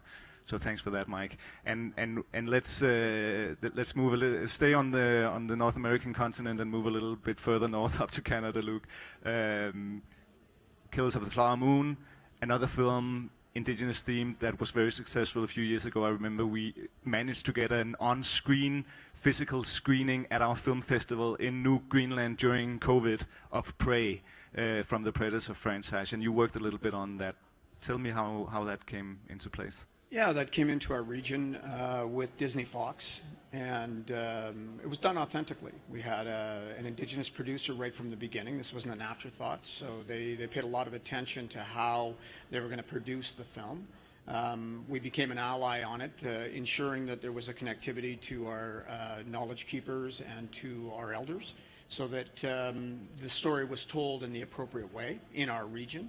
96% of the people in front of the camera were indigenous. That talent, many of them from our local region as well. And then behind the camera, trying to facilitate as many people on the technical side as well, so that the film took on that indigenous component to it. And so, you know, from our perspective, when things are done authentically and in the right way, the results, as to what Mike was just saying, become obvious. It became Hulu's largest release of a feature film to date at that point, and really did set a gold standard for how these productions need to be done in the different regions throughout the world. In our region as well, we also have series work that's been done, Tribal, Blackstone, stories that are written, produced, directed, and show run by Indigenous peoples in our region. So again, we become the allies. We try to facilitate the work in a way that's meaningful, and then facilitate what's necessary from the perspective of the production to ensure that they are getting the best product on the screen. Over the last year, what we've engaged in is developing our creative economy strategy. And part of that strategy was to develop pathways for underrepresented and Indigenous communities. So speaking with the communities, we facilitate the financial aspect of it. Government was kind enough to put money forward to do the training. And then we go into community, we find the folks that are best suited to train the members of their area, and then we facilitate it. And at the end result, hopefully creating pathways into the industry for all communities that we represent. We are a bit of a unique location. As Calgary, we're the third most diverse city in the country. Approximately 33.7% non-white population. So we're trying to represent all our constituents and everybody that's in the communities, and ensuring that if their interest is in film and television, that we create those paths to get there. So, fantastic. I'm wondering, because as an Indigenous filmmaker myself, and based on the European continent, we always look to Canada for inspiration in terms of Indigenous authenticity or autonomy, really, and with the introduction of the ISO, the International Indigenous Screen Office, and other initiatives to protect Indigenous storytelling and make sure that Indigenous filmmakers tell their own stories, while at the same time you have massive rebate schemes for international film productions. So how do you manage that? That flow? That flow of, on the one hand, attracting as many big international projects as possible, and at the same time being protective of what's uniquely Canadian Indigenous. Years ago, there was a group that was struck, which was the Truth and Reconciliation Committee, which came forward with 94 recommendations. And so in my world, as part of the economic development area, we look at recommendation number 92, which is economic reconciliation, and that fits in every sector. So when we start talking about how we're incentivizing productions globally as well as locally, we try to facilitate it in the same manner. So a large production comes in from one of the major studios or streamers, they have access points to get their incentivization. They know exactly what to do.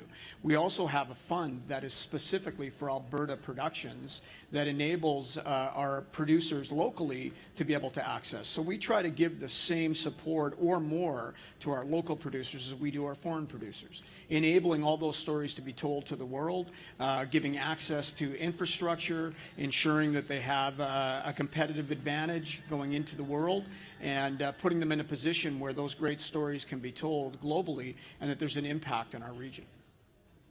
And I could maybe direct the same question to you, Megan, from the Film Commission in Norway, and how you see this interplay between commercial, international production and also indigenous protection.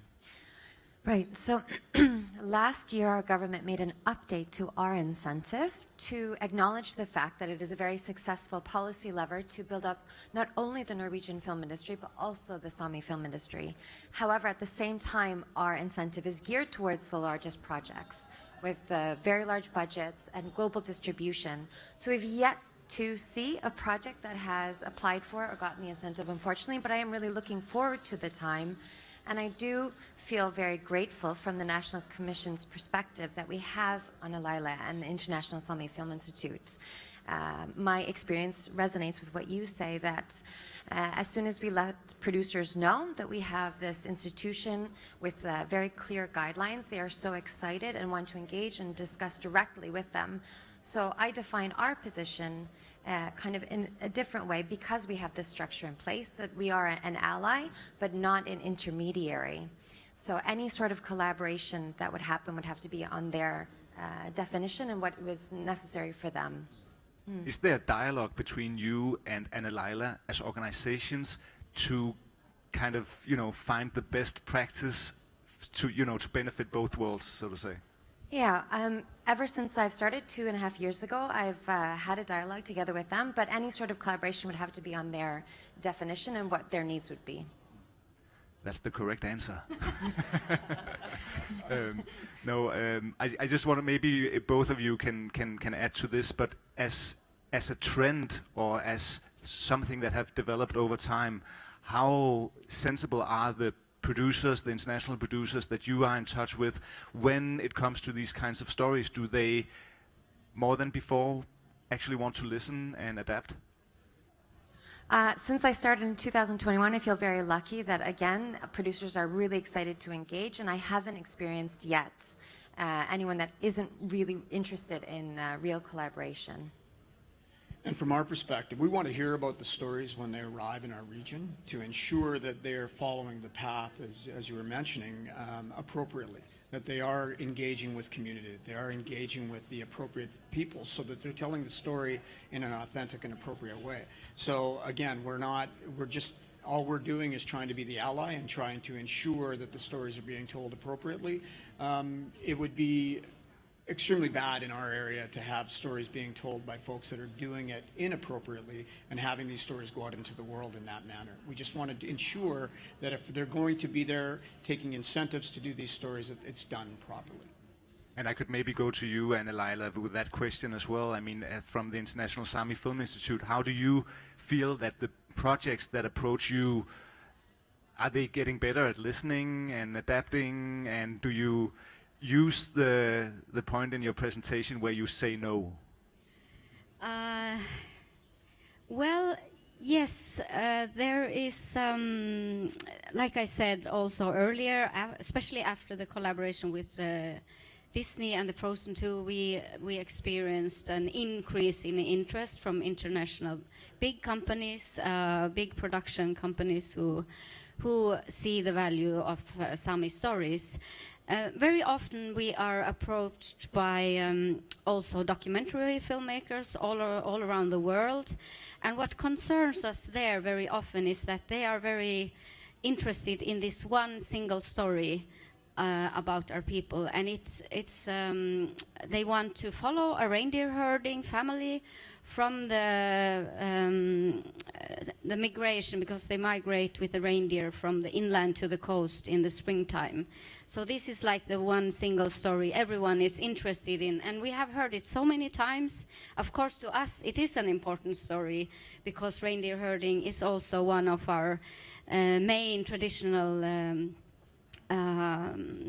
livelihoods, and many of our people are reindeer herders, but still there is a lot more to our culture than reindeer herding.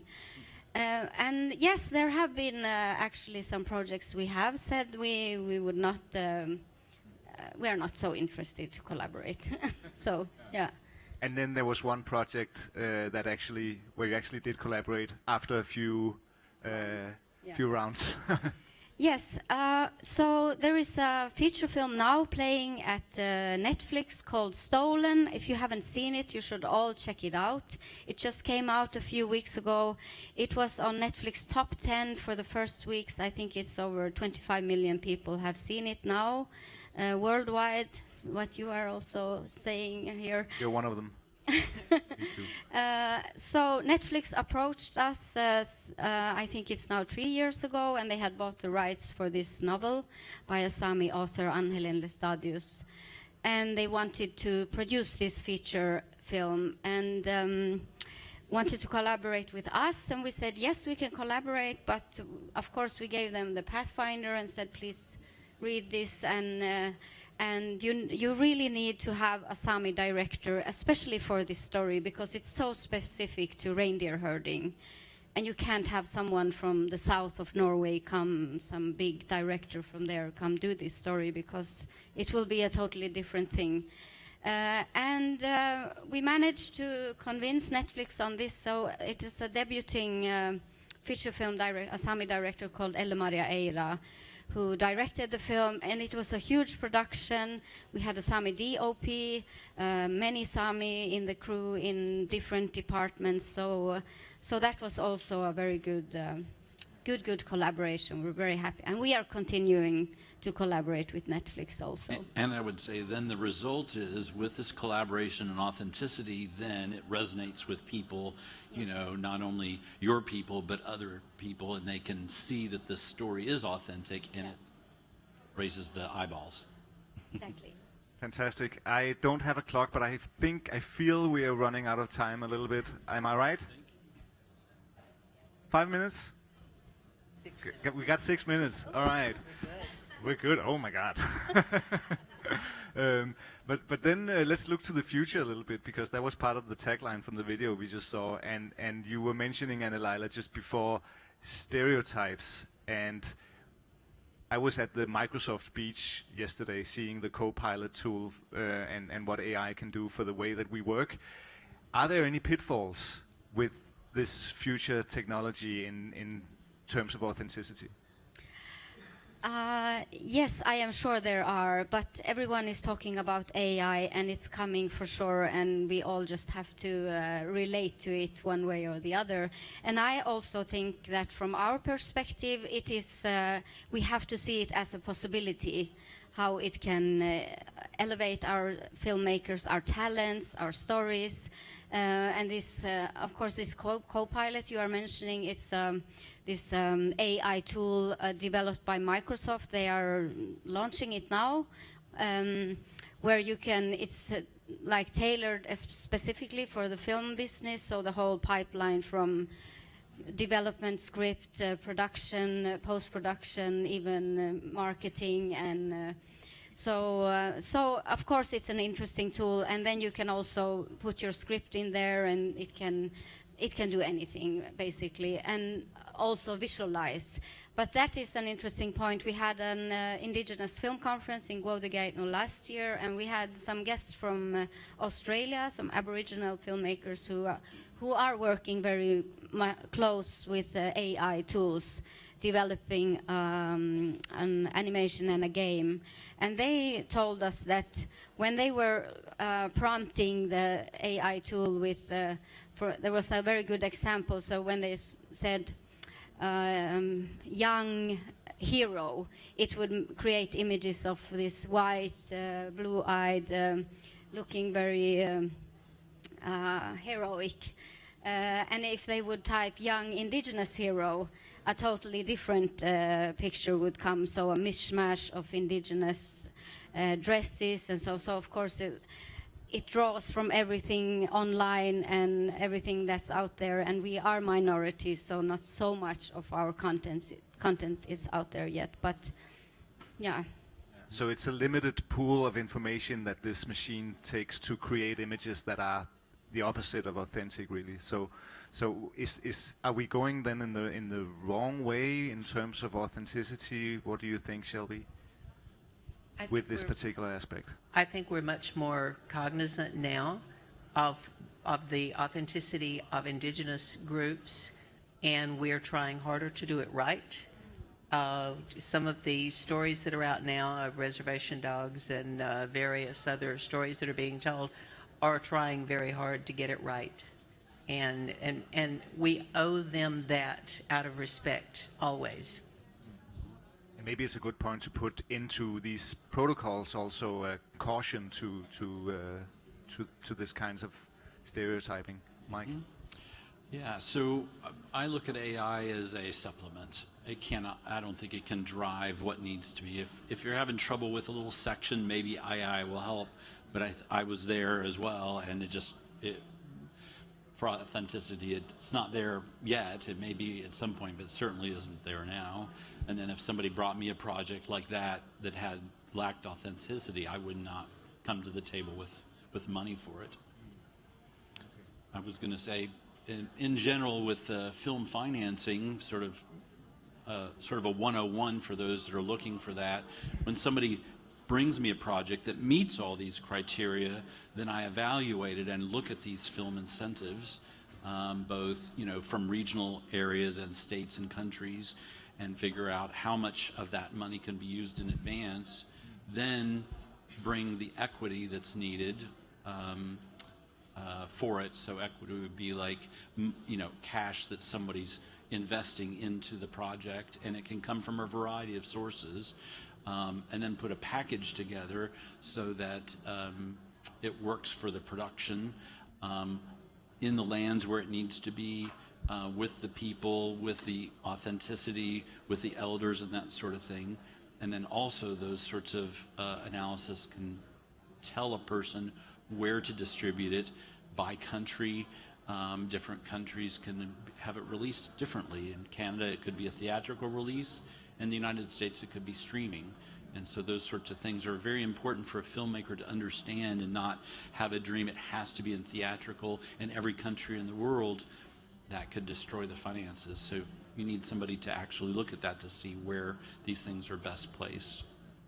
That makes sense. And also in terms of AI as a tool, I mean, I think one of the issues that we're facing in indigenous film community is a general lack of resources, not only financial, but also human resources, and any loophole that we can take into to make our productions easier will create more films, which is basically what we're here to do. Luke?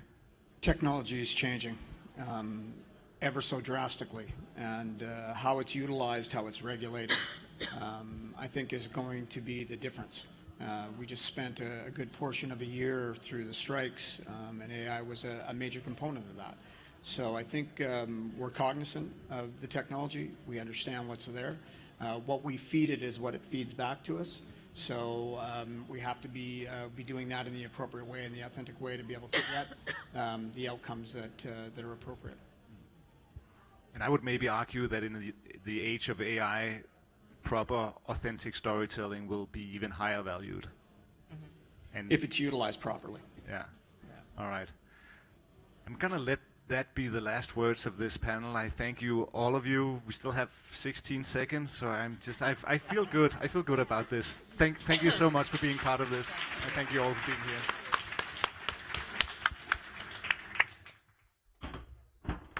Excellent moderation on time. Thank you so much. Thank you to the panelists as well.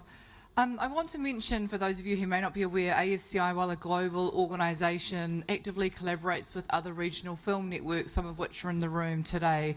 So this includes AFCNet, the Asian Film Commission Network, the Latin American Film Commission Network, the European Film Commission Network, Film USA, and we're currently working with Africa to stand up a network there too. So as you all know, we're stronger together. Again, another reminder about these QR codes, make sure you are scanning the codes and signing up to get updates regarding AFCI. I'd like to welcome our last panel to the stage shortly. For moderating this panel, we have Gabriella Geisinger from KFTV and Screen International, who will introduce her panelists from our country of honour, Switzerland. This panel will discuss the interesting topic of dispelling location stereotypes. So please welcome these panelists to the stage: Tristan, Dino, Nicholas, Nicolo, and Michaela. Oh, they're all coming.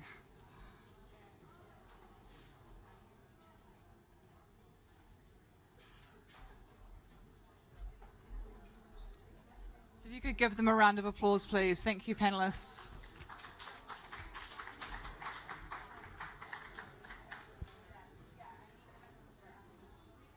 Hello, everyone.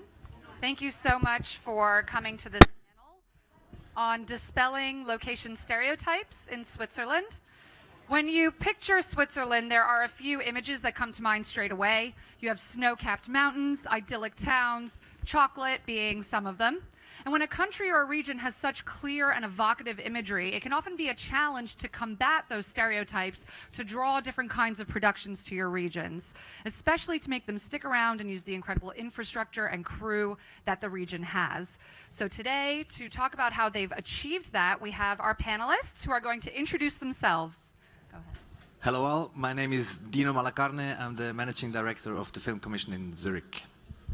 Hi, Tristan Albrecht, head of the Film Commission in Valais. Hi, Nicolas Burlett. I'm producer in Nadasdi Film Geneva, and we are doing mainly animation. Hi everybody, I'm Niccolo Castelli, thank you for asking us. I'm Managing Director of Ticino Film Commission, the Italian part of Switzerland. Hello, I'm Michela Pini, and I am a Swiss producer working in the Italian part of Switzerland, but also in the German part, let's say around Zurich. Wonderful. Before we get started, we have a couple of videos from our panelists just to fully immerse you in what it's like to film in Switzerland. So if we could go ahead and play those videos, please. Schau mal, wer die Chefs sind, aber fang nicht an. Elettrica! Ma no, benzina! Signori, è elettrica e benzina.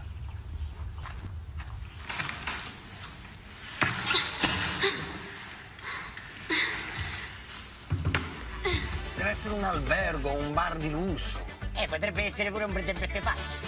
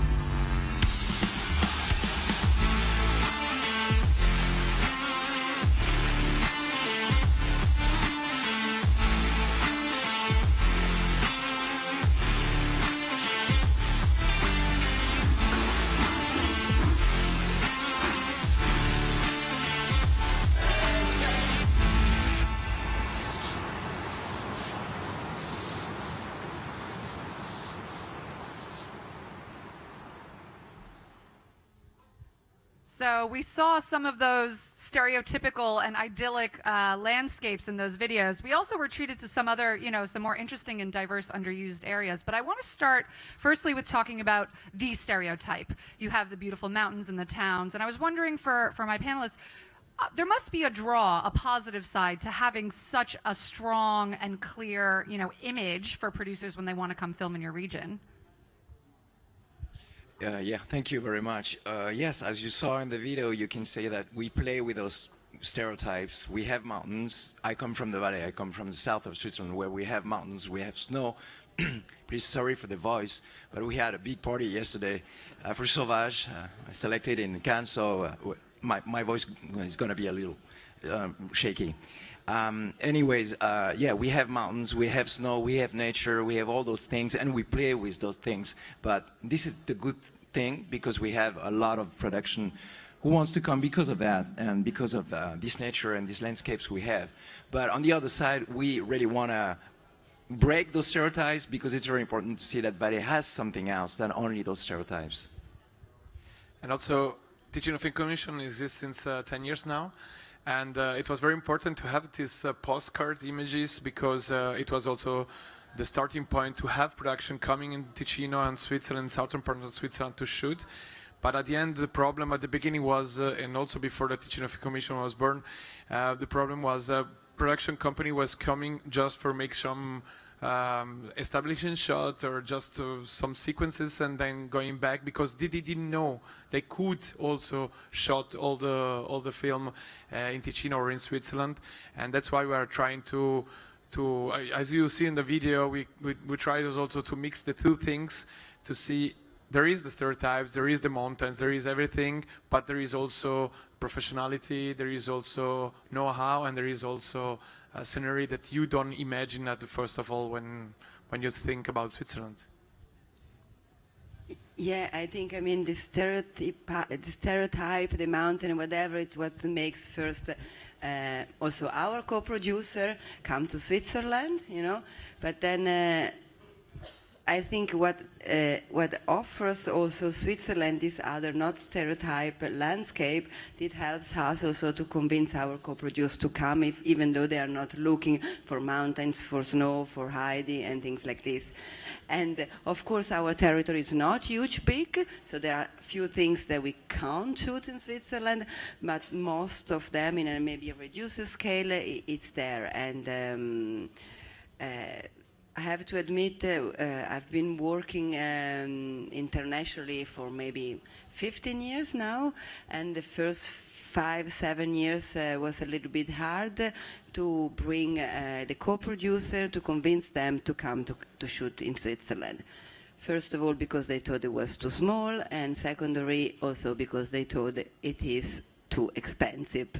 Which, in a way, it is true. Switzerland is expensive, but we have a cash rebate system that pays up to front, so kind of good. And also the, how do you say, the rules for the spend, they are not so strict as in other countries. And thanks to the Film Commission here, we really managed to bring more and more co-producers to shoot to Ticino. And without the Film Commission, it would have been a lot more hard, because you have to you have to invest a lot to show them, to show to the co-producer the territories, to show them another Switzerland that they don't know yet. So thank you, Film Commissions. You're welcome. We're going to touch on some of the other stereotypes, especially around expenses, later on as well. But I also wanted to talk a little bit about your lovely film Sauvage, and how unique that was in terms of shooting in Switzerland and not making use of the snow-capped mountains. So if you could give us a little bit more information about that. Yeah, sure, we're quite far of the stereotype, because we did the Borneo forest, Kalimantan forest in Martigny, in Valais, very far from the mountain, and in a pop-up studio of 3,000 square meters. And the stereotypes, it was useful to bring the best team on Valais, because for animation it's 1 year of shooting, 50 people, and they have to live in one place. And sure, it's not. We didn't shoot the mountain. We didn't shoot the quality of life. But the people came in Valais during all this time to convince them to come here. It was good to show the image and the picture of Valais. Say, okay, here you will have a good life during 1 year, even if the shooting was Borneo forest. We use also a little bit the stereotype, in fact. There is also another kind of stereotypes that we are using also. It's the kind of to be precise, to be on time, also the non-disclosure, the confidentiality. So this kind of stereotypes is helping also us. Sometimes we are also using our stereotypes and in a kind they are true, but we are trying to play with them. I think also when we talk about the stereotypes of Switzerland, they can vary region to region. I know we talked a little bit about Zurich and how there's a very specific stereotype around that, even that specific region, which is sort of different to what your fellow panelists have spoken about. Yes, so yeah, we have Zurich in our state, the biggest city of Switzerland. So, and the big banks are there, and there's a big stereotype for Zurich. So it's all about banks and money and stuff. But that's not really the case. Zurich is very diverse. So we have like location-wise a big palette of stuff to choose from, and we are a big city in film producing, so we have more than 800 companies working in some or the other way in film in Zurich, so we can provide like the whole chain of film producing and post-production in Zurich. So then the thing is like it's expensive and stuff. Maybe it is expensive or expensive elsewhere, but you can like save money because everything is there, everything is close, everything is tight, so you don't have to go long ways to find the right solution for your projects. Yeah, on our side, as I say, that the stereotype is really, and it's not only a stereotype, it's the truth. We have mountains, we have nature, and people are coming for that. So you're showing those pictures now. It's very good for us to have Sauvage. Sauvage was shot for 7 or 9 months or 7 months in Valais. It was inside, no mountains, nothing to see outside, as you can see. And it's a good thing for us now to go out, come in Cannes, or come, as a promotion for us to say, yeah, of course we don't have studios to shoot, but still they made it and they're in Cannes, so you can make an animation film even if we don't have that studio. I know it's not that easy, but you talked about the stereotype of living in Valais. This is also true. It's a quality of life that is simple. We don't have a big industry, so everything is simple. If you want a solution, you will find it, and we are eager to welcome production. So we make it easier, for the moment at least. And maybe something. Maybe because we are so small, I don't know what you think, because we are a small country. You were talking about distances, of course. For example, in Ticino, you have mountain, you have palms, you have the feeling you are in the south. But it's also, we are not complicated. We are not complicated people. The bureaucracy, it's not complicated in Switzerland comparing to other countries. So we are precise, but are not complicated, which I think this makes the producer life easier. One of the things I'm curious about is, do you find that that's something that you have to go out of your way to explain to incoming producers? Is that something that they're receptive to hearing as a benefit to their production? On my side, more and more, I have a lot of meetings here, a lot of meetings with U.S. producers, and that's the first thing, because before they were not really interested to come to Switzerland or even Europe, but more and more we get them and they're receptive, I think. There's always this same thing that we are too expensive, but as I say, time is money. So you come to us, we're in the middle of Europe, we go to Zurich in 2 hours, we go to Geneva in 1.5 hours.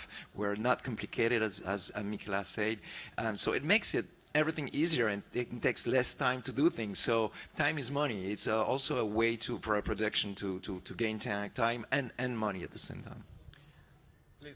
Yeah, and we can make things possible. So, like Michaela said, it's not like we're strict, of course. Rules are rules, but we can bend the rules a little bit and make stuff. We can bend them. Yeah, we can bend them. Yes, and make stuff possible. Yeah. I think in our experience, in 10 years, what I saw, it's a mouth propaganda. It's very strong. At the beginning, production companies are coming to Switzerland just to make an establishing shot for a mountains and so, and then they see that in 24 hours you can organize to, I don't know, to close the street and to make everything possible really very quick. And then they coming back in Rome and Berlin, I don't know where, and then saying, okay, well, it's really not complicated at all. And then next year is coming someone new, and so I think it's a good propaganda, but it takes time. And it's also interesting because what I'm feeling is also that now we have a lot of production. They are searching for something unique, something specific.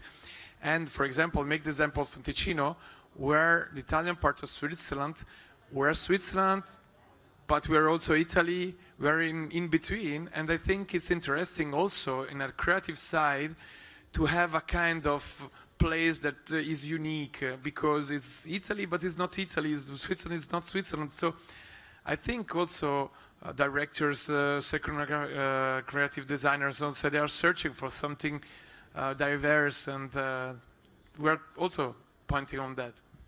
And maybe I think that maybe a few years ago when the film industry was really growing and it was like, you know, huge big production were set at were happening also in Europe, maybe Switzerland was a little bit, okay, we don't have this big space to do this big base camp, you know, that the big production company wants with huge big trailers and a lot of cars and whatever. But I think that nowadays the industry in general is trying to get back on a smaller size, on a smaller dimension, because everybody wants, you know, to protect the climate, you know, and because we want to be green, and also because we want to be more dynamic. And I think Switzerland really fits in this new way, or the, comment on dit, la tendance, the tendency to want to, the way to want to produce a little bit smaller, maybe. Nicholas, I have a question for you specifically. Were there other regions where you looked at as a option instead of Switzerland for Sauvage, and what was it about Valais that drew you in? Because in Valais we found the good places, because 3,000 square meters is not so easy to find, a good price, very good price. And also because, again, the quality of life in Geneva or Lausanne is very nice, but for the team, for the group life, and also for the, in Valais people are very nice. It's not city. I think on the crew we had a lot of people work on the Del Toro movie in Portland, on the movie of Wes Anderson in London, and was totally different. When the day is finished, everybody is living everywhere. Because animation movie is not like live action movie. It's quite office work. We start at 9, we finish at 6. We have 1 hour at lunchtime. It's really during 9 months. And in a small city like we were, it was so nice. People was going out at evening, was going to the swimming pool. At weekends, you have some like to do hiking or to mountains. Some go to the lake, not so far.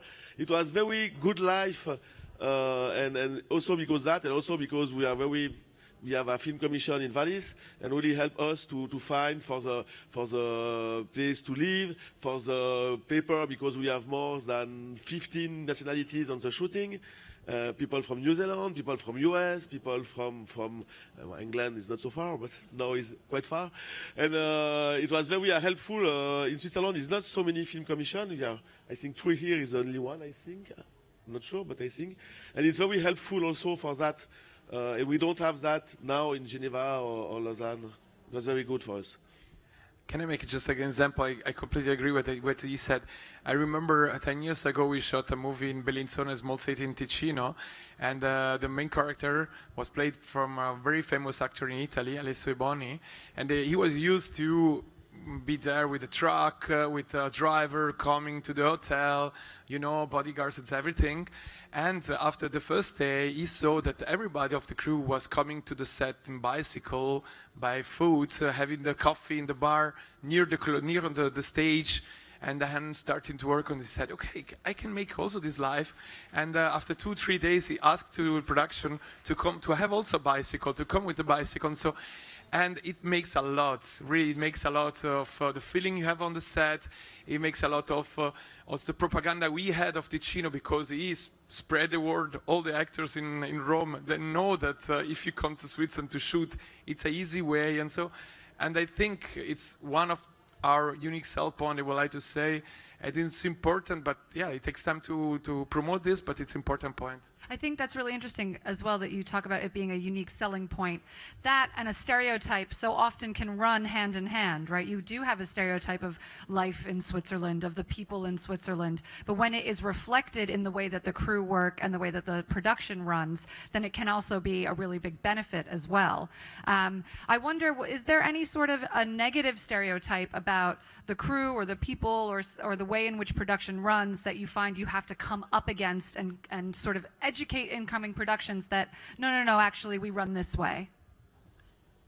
Yeah, I think it's our part, if someone international is coming, that we connect them to the right people that we know, and I think they trust us in that way, and they can choose the right crews to work with, and the crews in Switzerland learn with international productions, and so I don't think that there is really a negative stereotype regarding the crews or the working ability or so. Maybe sometimes bigger countries think that we don't have good technicians in Switzerland, because what kind of film, what have you been shooting? You don't shoot anything over there, you know, and then actually have to say we have super good sound engineer that, for example, that work abroad, that they get prize. But this is maybe something, if people don't know Switzerland, they don't even think there is a film industry, and so they might think that we don't have good technicians, but we have really good technicians with a lot of experience also abroad. Even, I don't want to say better than in another country, but because I was for a long time line producer, because we cannot only work in Switzerland since it's small, we are obliged to make experience abroad, and this really helps to be more professional. So we have a lot of great professionals. Yeah, and that's our part again, excuse me, to make them visible, you know. And we quite have the habit to work with international crew, because in Switzerland we already have 3 languages, almost 4. And already we have to talk in English, even with my broken English. But we have quite habits for the multicultural co-production, because we are multicultural. He speaks Italian, he speaks German. Yes, exactly. And actually, I just want to briefly, I believe we have one more video from Sauvage. If we could play that up and then see what it was like to create something unstereotypical.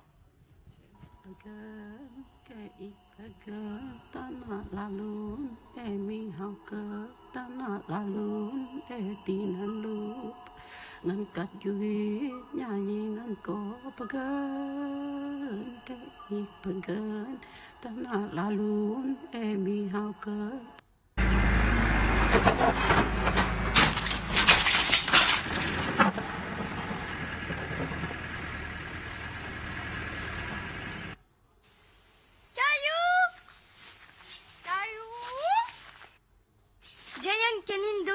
Jaclyn, ma kikette. J'étais en train de me galérer à vous pister, et puis ce magnifique sus barbatus s'est offert à moi. Pas pu résister. Je te présente Jeanne. Ton père est monstre inquiet, il est pas loin de la fartus. Bon, bah là on est mal barré, j'ai pas de téléphone moi, c'est carrément le diable ce truc. Tu te souviens pas de moi?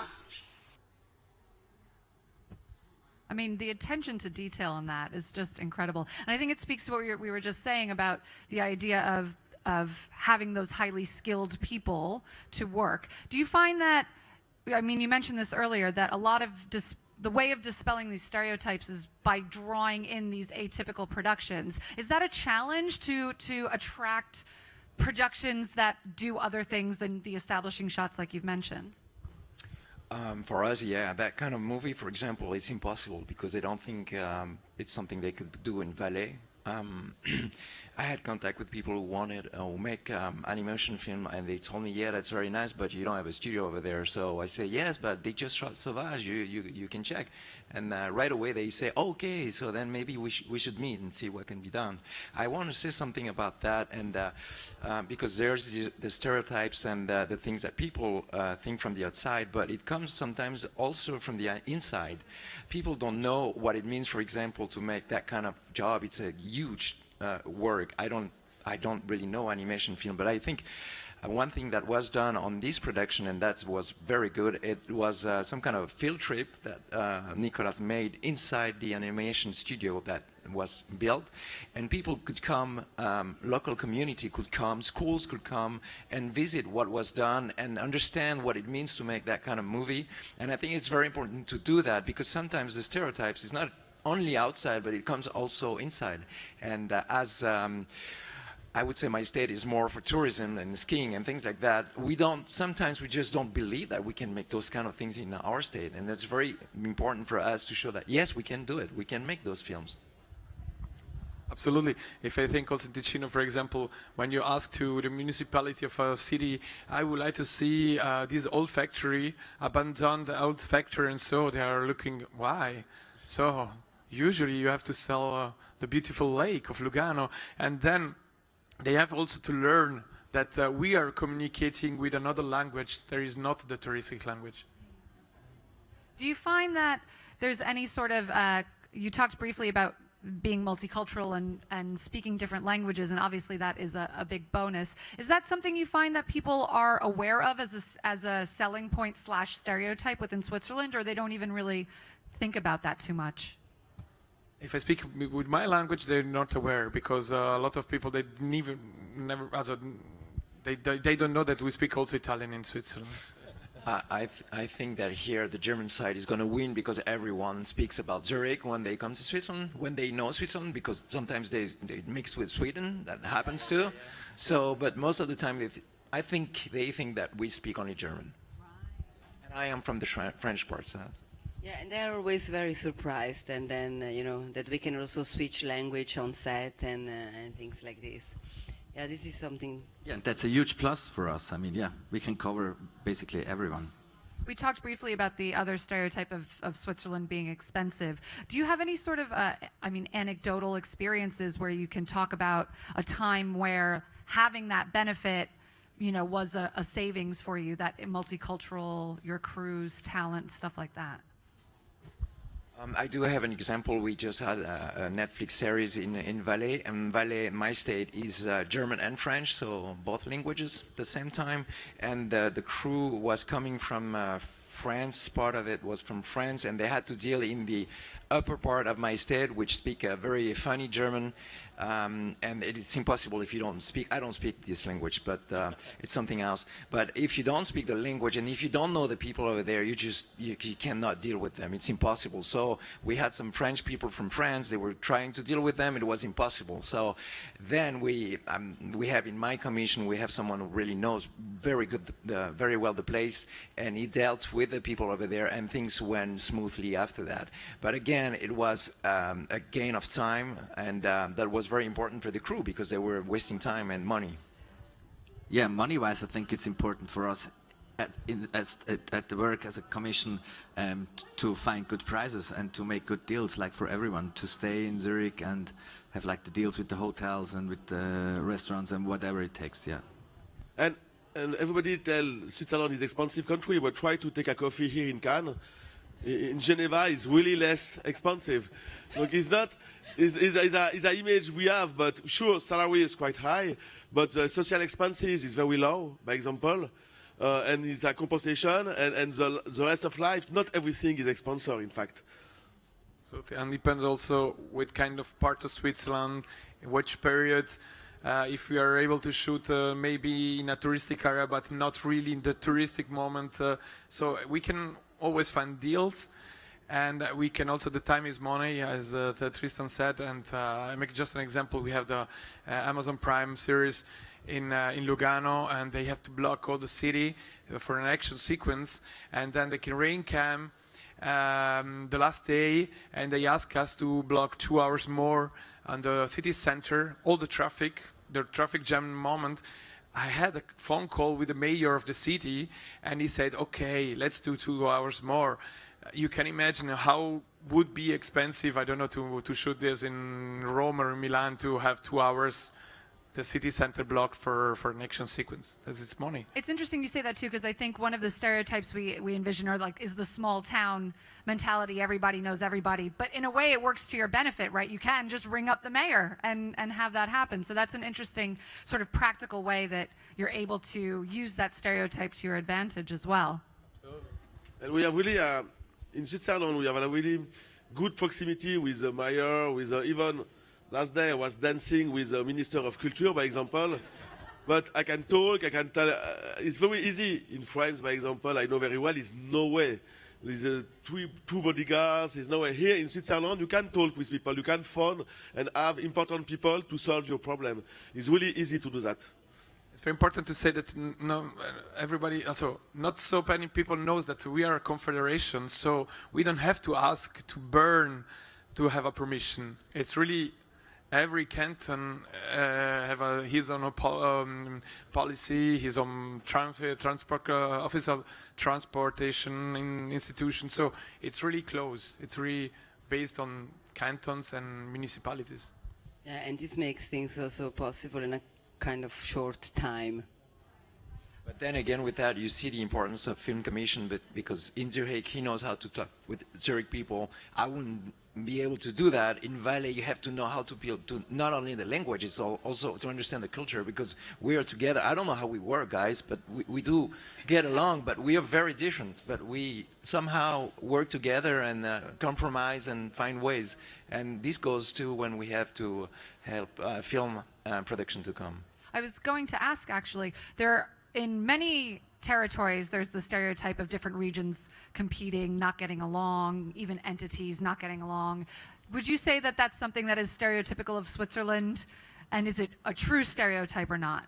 No, we're breaking it up. Look at us. We're sitting here on stage all together. Lucerne is also here in the crowd, and there is another commission in Bern forming now. So no, we're becoming more and more in the unity. Of course, we have like the competition from project to project, but we try to work together. And Switzerland is too small for too big of a competition. Yeah. There is no place. And it could be also interesting because, if you have a movie with really urban sequences, I don't know, you can go in Zurich, and in 1 hour by train or by car, you can go in a big ski resort in Zermatt by Tristan Valley, and then you need a lake or you need a palm tree area, really Mediterranean, and you come in Ticino, and everything it's 1 or 2 hours. And that's why we are working together. I remember 2 or 3 months ago, it was a heavy rain for a Bollywood movie in area of Bern, in Interlaken, and they called us. And the afternoon, we managed to reshoot the sequence because it was heavy rain in Bern, in a castle of Bellinzona. So they managed to bring all the crew on the southern part of Switzerland. Was sunny day, and we can collaborate in this way also. I was going to ask, what sort of advice would you give to other film commissioners or producers who are looking to draw new types of productions to their regions or make use of underutilized areas in their regions? Because I'm sure you must have had some challenges, combating those stereotypes and drawing new productions into your areas. So what advice would you offer? That's a good question. Maybe do you use the cliche to break it up? So to use the cliche to start things, and then since they are there and you make a location scouting, try to show them something more, something different. We are trying always. You ask me for A, I give you A, but I give you also B and C and D, and maybe you will choose A, but maybe you will choose also B, and there is the first way to break the stereotypes. Yeah, I mean, we have to bring it here. We have to bring production to Switzerland because of the landscape that they know, and then, as you were saying, showing where you could stay longer, you could shoot this and this and this, and look at that. It's kind of easy, and mostly, and we know we have a film industry. This is really important. And then we had to have the chance to show that we have a film industry. And maybe the last thing, I think it's also a lot of film commission doesn't think about working also with the production in the communication and distribution. We are trying to work a lot with this because it's the only way also to accompany the movies and to make promotion. So we don't want only to shoot backstage videos and nice postcard, but sometimes we also try to be there also with festivals and with promotions, with premiere. It's important to be there with the movies because it's the only advertising that we have. Maybe just something very small. As a producer, what I can say, what are a bit different the film commission in Switzerland compared to other film commission in bigger country is that since we are smaller, you can really rely on the film commission not only at the right beginning, but also you kind of give support to the production also during the shooting. And this is not something that other film commission can afford because they have too many projects. And this is really a special value. I think that was a really good point that you made, because one of the things I was just going to ask is that there is also a stereotype about film commissions in different regions and what they can or cannot do. And there must be a way to also dispel those and prove how multifaceted a film commission can really be. And so from your point of view, you said aiding in distribution, aiding in promotion. Are there any other ways in which you feel like as film commissioners, not just for your region, but as this being your job, that you feel you can help break down the stereotype of what a film commissioner can do?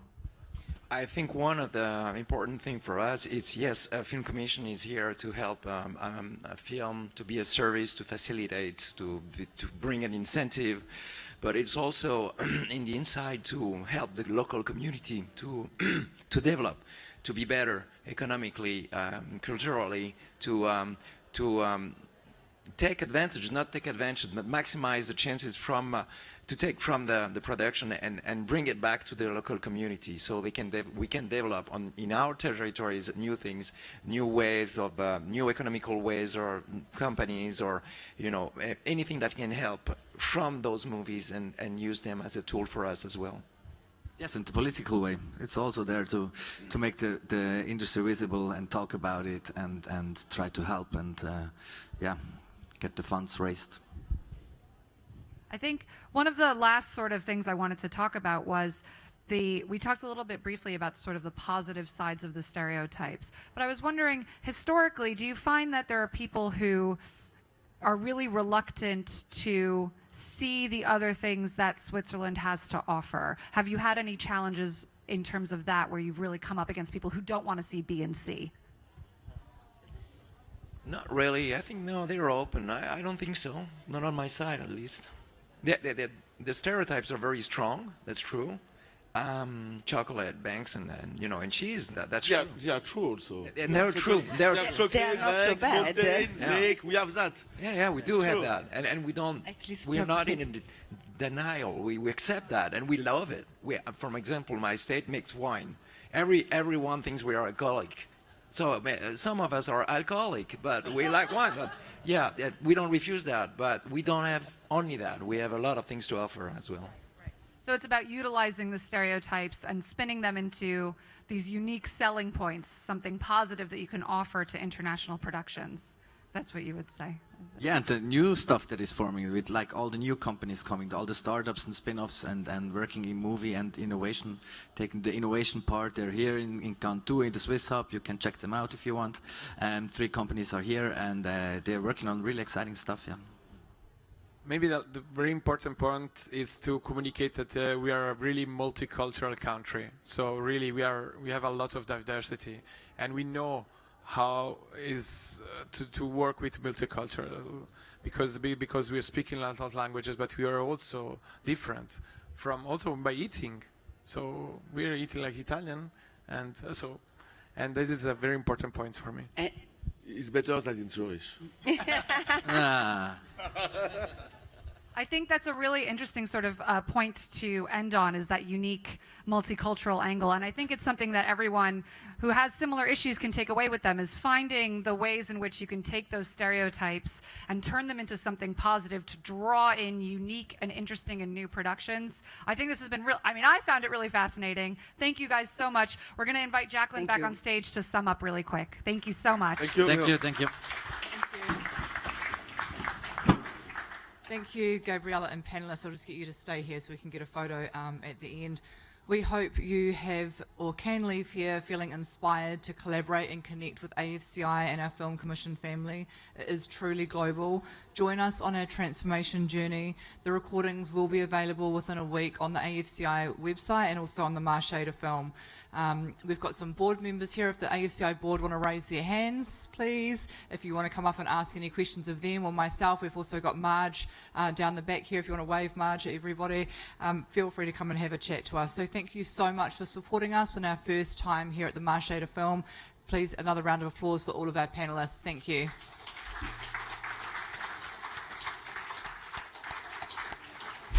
And can I just ask all of the AFCI team and board and any other speakers for a photo up on stage, please? Thank you.